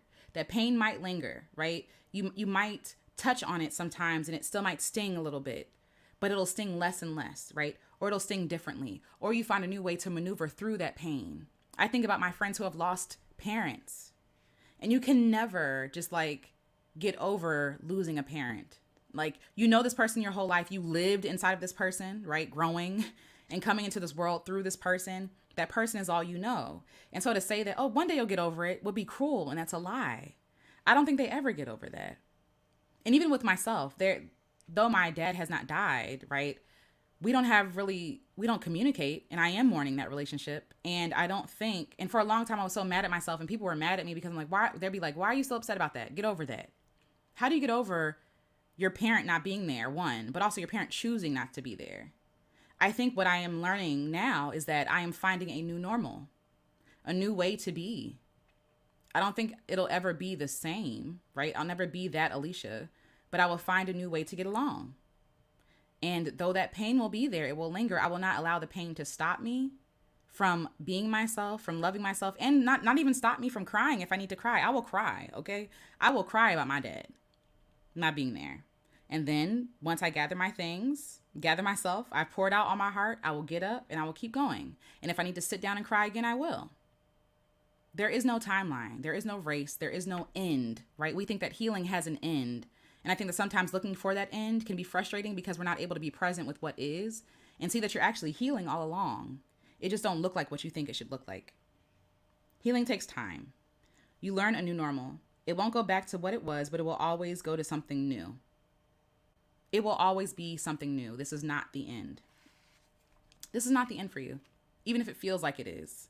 And I've been there where it feels like it's the end. You can't breathe, that weight on your chest. You wake up in pain. You wake up in tears, right? You go to sleep in tears. You're drowning in tears. And you feel like it's the end. You feel like you're dying. And you are mourning a death of a relationship, a death of a person, a death of a place, a death of convenience, right? A death of that familiarity, loneliness. All of that is grieving. You know what I mean? But at some point you will get up and find something new, something different. And I won't say better, something different. And sometimes those things are better. Those things are better. Okay. 11, get help and support. You don't have to go it alone. Like I said, keep talking, keep venting, stay connected. Go to therapy and counseling if you have access or resources to do so, right? Because everybody don't. Go to group meetings, right? Support groups, trusted friends, loved ones, journaling, creating, making something, right? Breaking, throwing things, screaming. Do whatever you have to do to get those feelings out and get the support that you need. Find a shoulder to cry on, right? Even if you are your own safe space.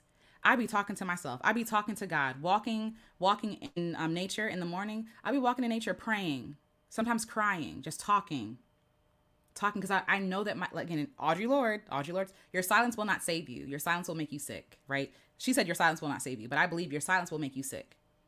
And even if My ears are the only ones that hear my voice talking about my pain. I will hear my pain as many times as I need to. I will fill up a notebook with my pain because I'm not going to sit on this pain.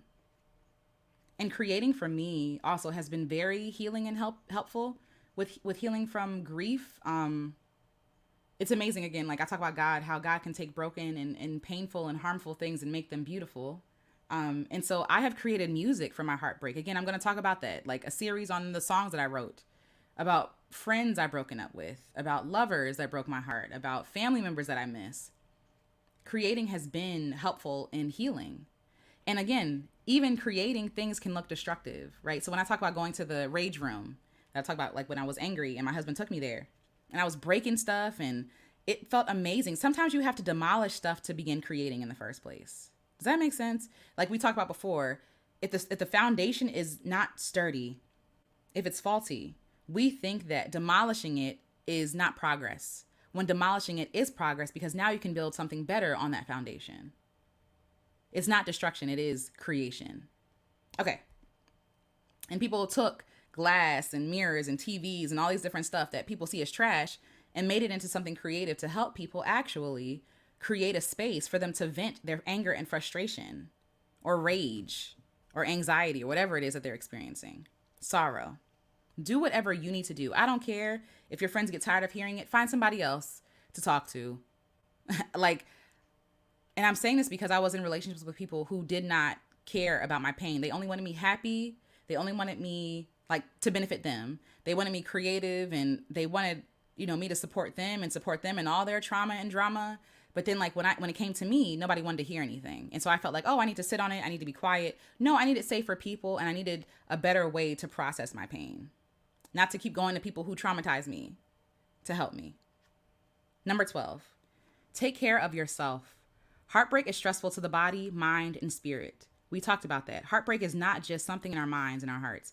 It affects our bodies. People die of heartbreak. Somebody said that earlier. People die of heartbreak. That happens, right? Rest well, eat well, cry well, nourish yourself, comfort yourself. You're in a very vulnerable place. So be gentle with yourself and stay away from people and things who are not gentle with you. The things that aren't gentle, put them down. So I know that some people use alcohol, for example, to cope or, other substances or harmful people. And I understand it because you want to lessen the pain. But is that really helping you?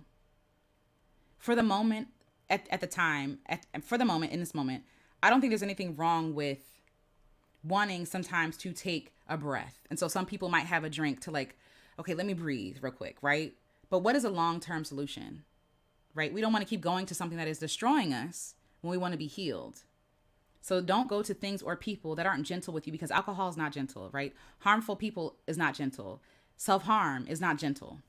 And these are things that I used to cope with.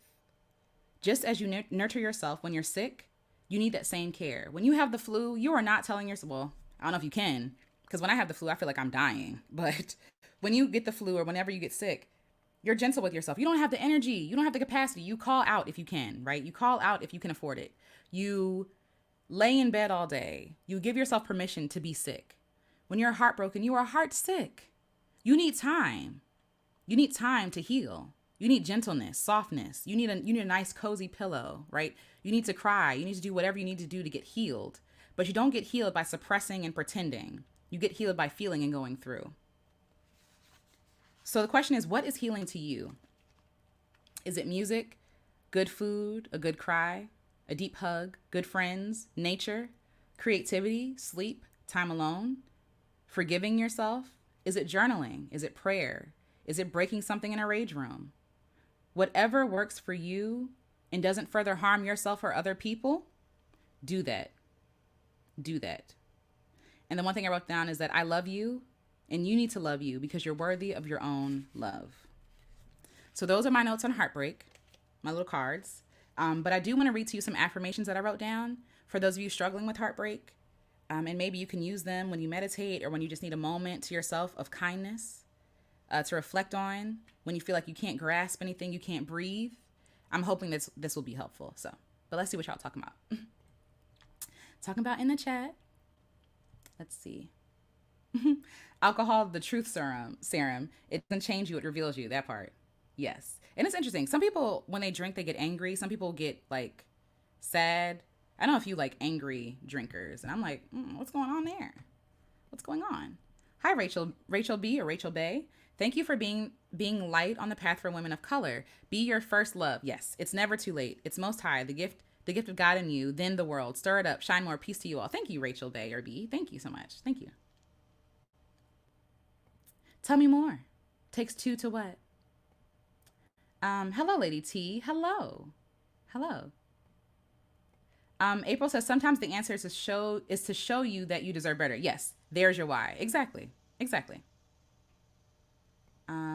Just passing through says told I would be pretty if fill in the blank. Yeah, been hearing that my whole life. The last time it happened 2 weeks ago. I'm sorry about that. I marked the occasion with new PJs to further reinforce my sloppy look. I love that. I love a good PJ. Cozy, yes. I invested in new sleepwear, Walmart, Target. I pretended I didn't know what was in the box and squealed with joy when they got here, just being silly. I love that. I love that. I love that. The Dark Knight. Okay, listen, this new job is paying me. I can finally start blessing people. On top of crushing it in school, I'm in a new era now. I got to thank you, Alicia, because you helped me get to this point. Thank you, The Dark Knight, seriously. Like, you have been a wonderful community member here. So I really appreciate you. I honor you. And I appreciate the generosity. I really do. And I'm so happy that you got this job. I'm so happy you got this job. You don't even know. Congratulations again. Congrats again. Yay. Hi, Miss S. Love these lives. Thank you. You're welcome. You're welcome. Uh, Albert says, I was trying to tell Alicia it's not all Christian men. It's the church that is not. Oh, yeah, no. It's not all Christian men. Excuse me if that's what I said. It's not all Christian men. But the ones that have been in my life that have caused harm are emotional terrorists. That's what I was saying. It's not all Christian men. But yes, thank you, Albert. Thank you for that. Yay, Kid Death. Hello. I'm happy that you're here. Hope that you're not working too hard. Hello, hello. Yes, big ups to Nate. Yes, yes. Hi, the Storytellers Book Club. I love that name. Good morning. I'm glad that you're here. Glad that you're here. Yay. Congrats, Nate. That's awesome. I'm the joyful state of mind. So glad to be here. Your podcast, You Just Need a Break, has impacted me. Oh, I'm glad. That makes me happy. Yes, yes. Congrats, congrats. Y'all are so kind to each other, and I love that. I love that. Yeah, look for the purpose in the pain. Yeah. Sometimes that's hard. That takes time. Because sometimes you're like, I'm just in pain. Ain't no purpose, ain't no point. And again, for me, 10 years later from all of this stuff happening, I'm just now seeing the benefit of all that because I'm able to share this. You know what I'm saying? But it shouldn't have happened in the first place. But yes, yes. Hi, Invincible Summer. Hello. It's good to see you. It's good to see you. Yes. Marissa says, so true. When you view yourself as sacred, there's no space to entertain BS, period. I am sacred. My words are sacred. My breath is sacred. My presence is sacred, right? If I choose to show up someplace, if I'm not being honored or respected, I gotta go. Just like you said, go in caps. So yes, that makes me happy. I'm glad it's helpful. I'm in therapy healing my abandonment issues. Yes, yes. It takes time. It does. It does. Albert said it is the church. The church make to believe that it is the only church where you can find love. Yes, which is a big lie. Programmed to propagate the interests of the church. Precisely, Albert. Exactly. Exactly. Um, I don't want to get faux. That's funny. Tips on navigating a Christ-driven life and passion and romance. Ooh, I would have to think about that. Because, girl, I did not get here no tips. I got here stumbling and falling on my face. But, yeah, I have to think about that. But thank you for asking that, Kelsey. I'll think about it. Because, again, I am not a relationship expert or guru. I just know me and the person I'm dating. Okay? But I do think, again, that it's important, one, to be yourself.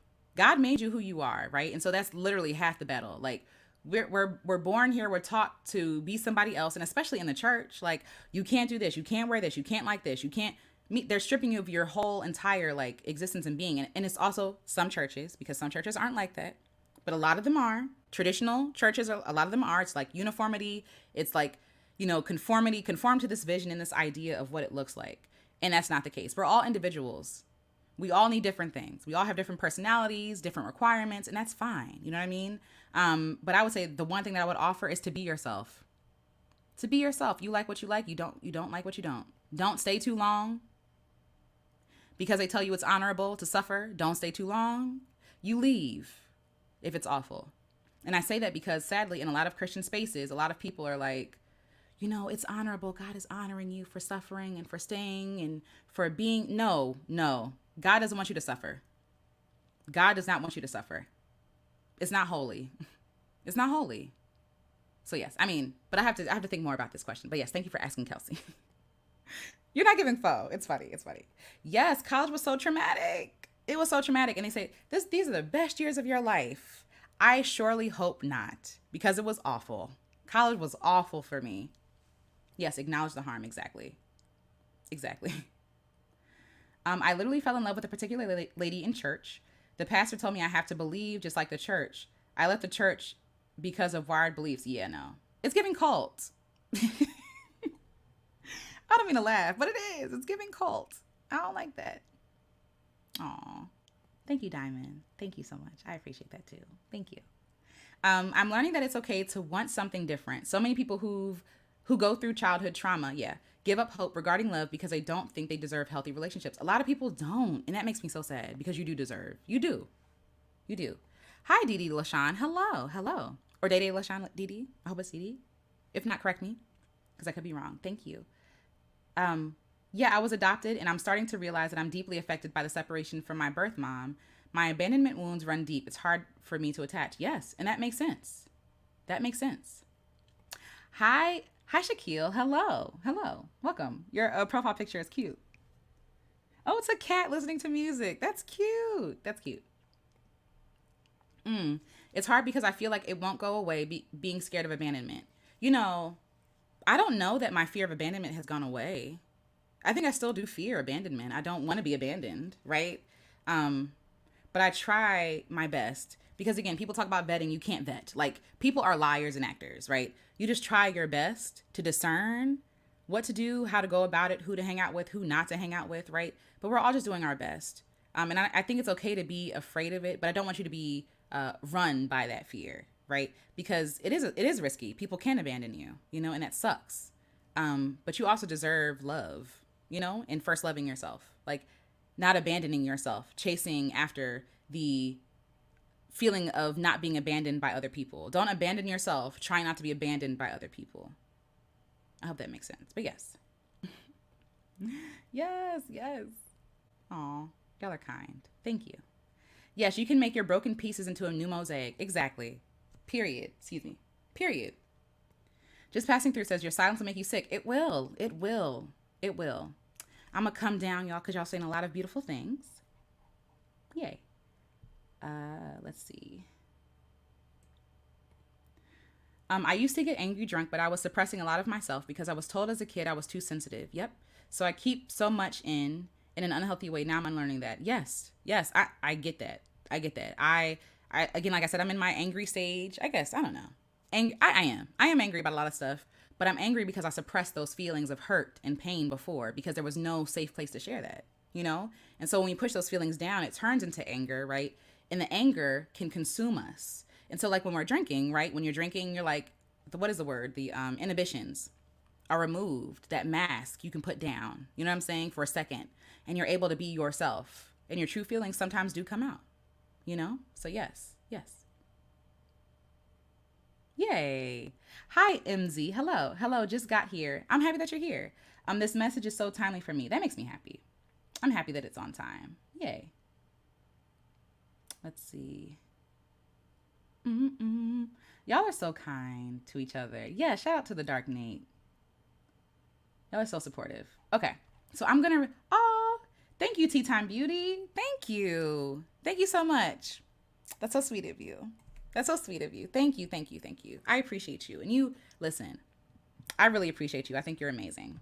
Thank you so much. Thank you. Okay, so I'm gonna read to you some affirmations that I wrote down for dealing with heartbreak. And so I also want to say shout out to the men who be here, who don't have a problem with me centering women, who are also kind and supportive.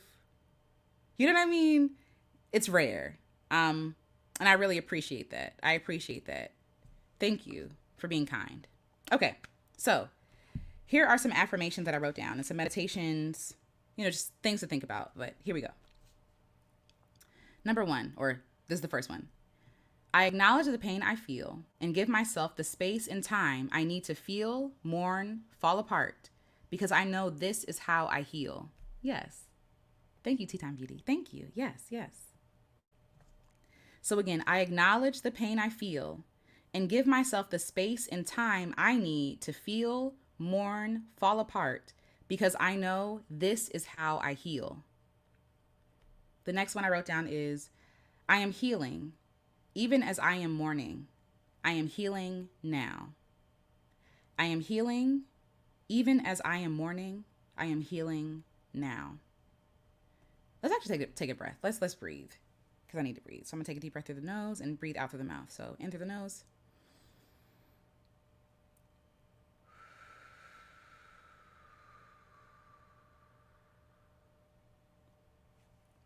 Breathe again, in through the nose and out through the mouth.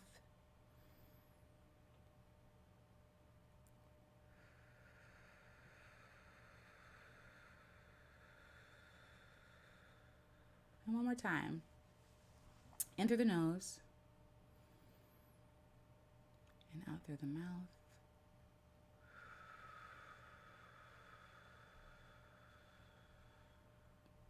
And so you can sit here, you can open your eyes if you want to, or you can just sit and just let me read this over you. And I hope this is helpful. So I'm gonna start over. So here we go. I acknowledge the pain I feel and give myself the space and time I need to feel, mourn, fall apart, because I know this is how I heal. I am healing, even as I am mourning. I am healing now. I will be kind to myself as I navigate anger, rage, sorrow, grief, confusion, and every emotion in between. I will be kind to myself as I navigate anger, rage, sorrow, grief, confusion, and every emotion in between. My pain and sorrow are valid. There is nothing wrong with me. My pain and sorrow are valid. There is nothing wrong with me. I give myself grace to feel what emotions I do not yet recognize or understand. Even they are valid. Even they deserve to be seen, felt, and honored. I give myself grace to feel what emotions I do not yet recognize or understand. Even they are valid. Even they deserve to be seen, felt, and honored. This pain won't last always, but I honor it while it is here. This pain won't last always, but I honor it while it is here. I am deserving of love, kindness, and softness, even as I heal. I am deserving of love, kindness, and softness, even as I heal. Yes, and the first one is, I acknowledge the pain I feel and give myself the space and time I need to feel, mourn, and fall apart, because I know this is how I heal. But yes, I am deserving of love, kindness, and softness, even as I heal. I understand that healing is not linear. Progress is not measured in happy days or happy feelings. I understand that healing is not linear. Progress is not measured in happy days or happy feelings. I am here today, and today is enough. I am here today, and today is enough.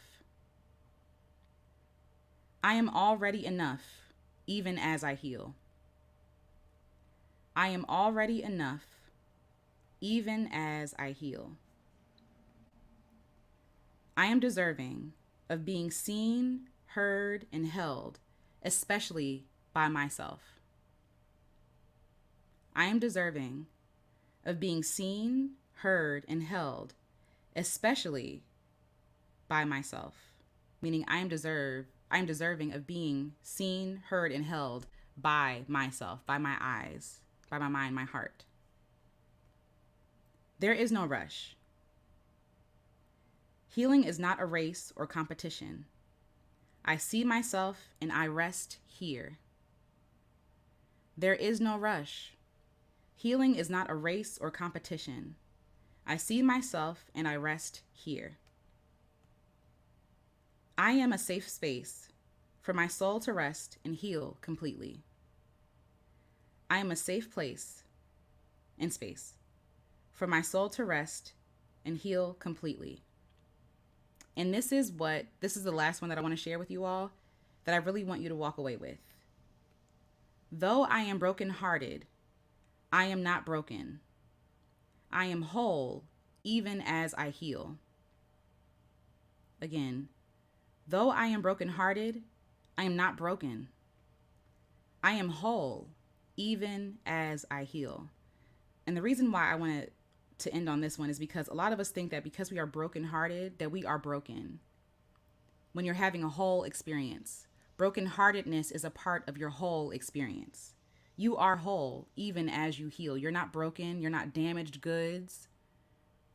You're enough. You're whole now. You're just healing, and we will always be healing. So that's my talk today on brokenheartedness. I hope this was helpful. I hope you leave feeling a little bit encouraged, a little bit seen. Maybe you don't feel better, and that's also okay. However you feel is valid. There's no pressure to be anywhere but where you are right now. So I'm going to see what you all are saying in the chat, and then we can call it a day, and I hope that you have a wonderful day. So let's see. Yes, thank you. Thank y'all. I appreciate that. Yeah, I appreciate the men too. Yes.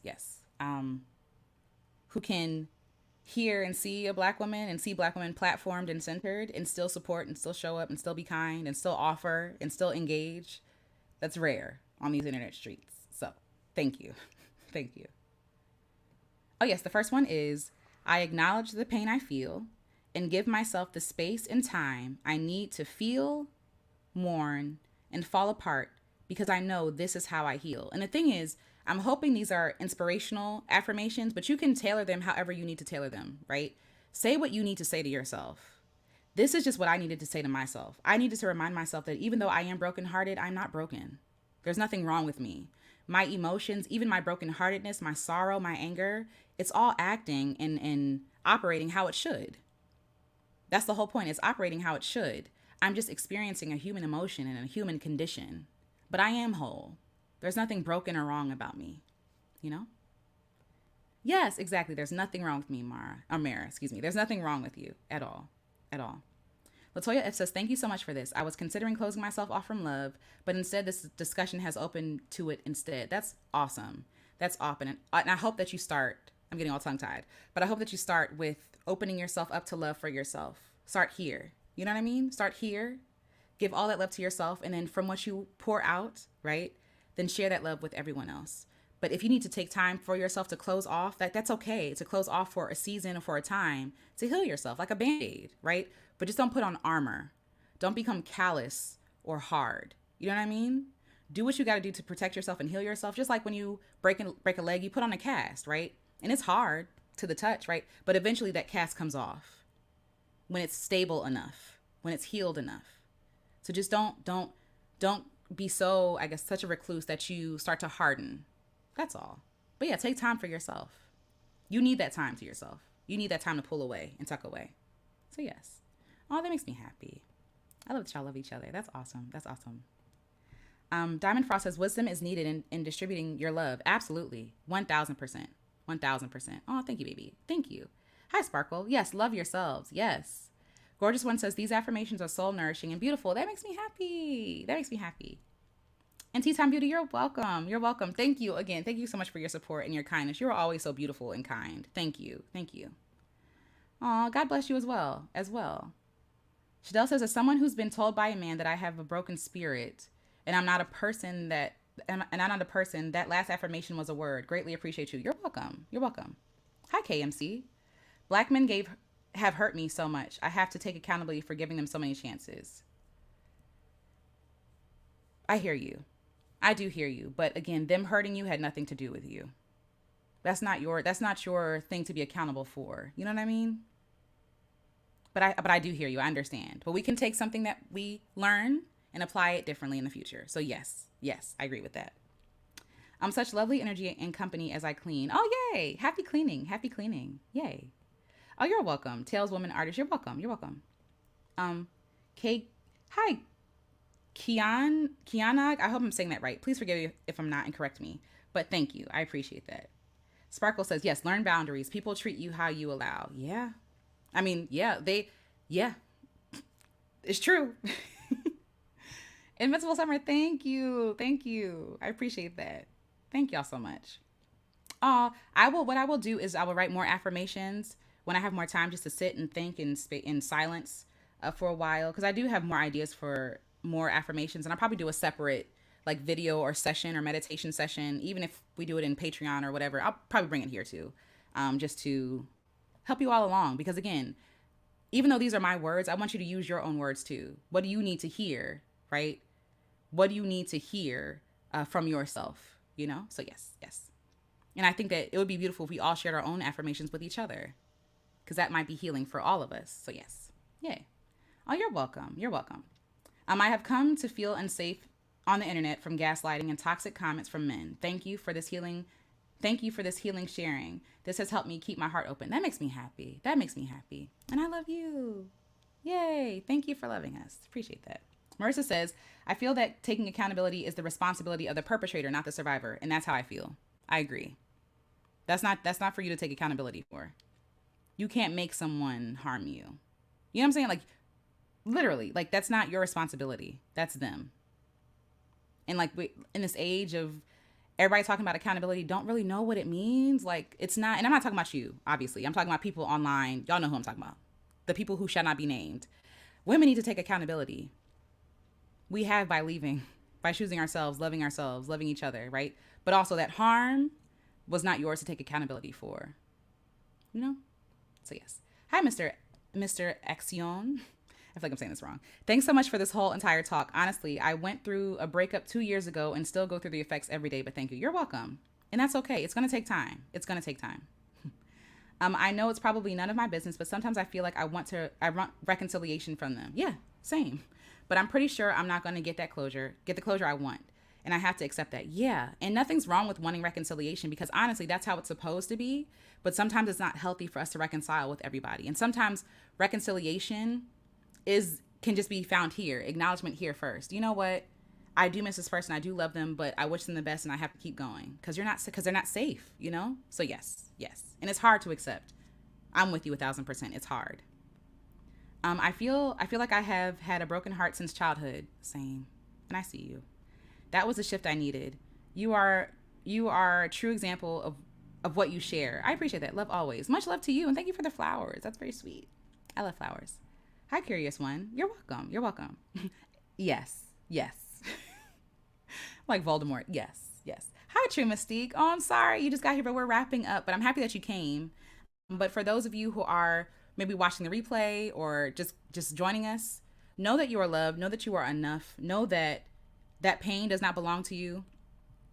And know that you're healing, even though you feel like you're not. Even if it feels like things are falling apart and it's not, pretty, or, you're sad about something that happened 2 years ago or 10 years ago, like myself, right? Understand that you're still healing and you will be healing. Healing is not a destination. It is a process. It is a process. Oh no, rice and butter. It's okay. I'll leave it up. I'm going to leave the video up. But I hope that you all got something from this. You all gave me something also. Thank you so much for participating, for sharing, for being a beautiful community of beautiful people who are lovely to each other and kind and thoughtful and generous. I really appreciate that. And I do again want to shout out the Dark Nate. Thank you so much for your generosity. And Tea Time Beauty, thank you so much for your generosity. I was going to say beautiful, but thank you so much. And I hope that you all have a wonderful, wonderful day. Oh, it's okay. It's okay. But I hope that you have a wonderful day. And I love you all. Love you, love each other. Love yourselves. And yeah, have a wonderful day. Have a wonderful day. Okay. Bye, everybody.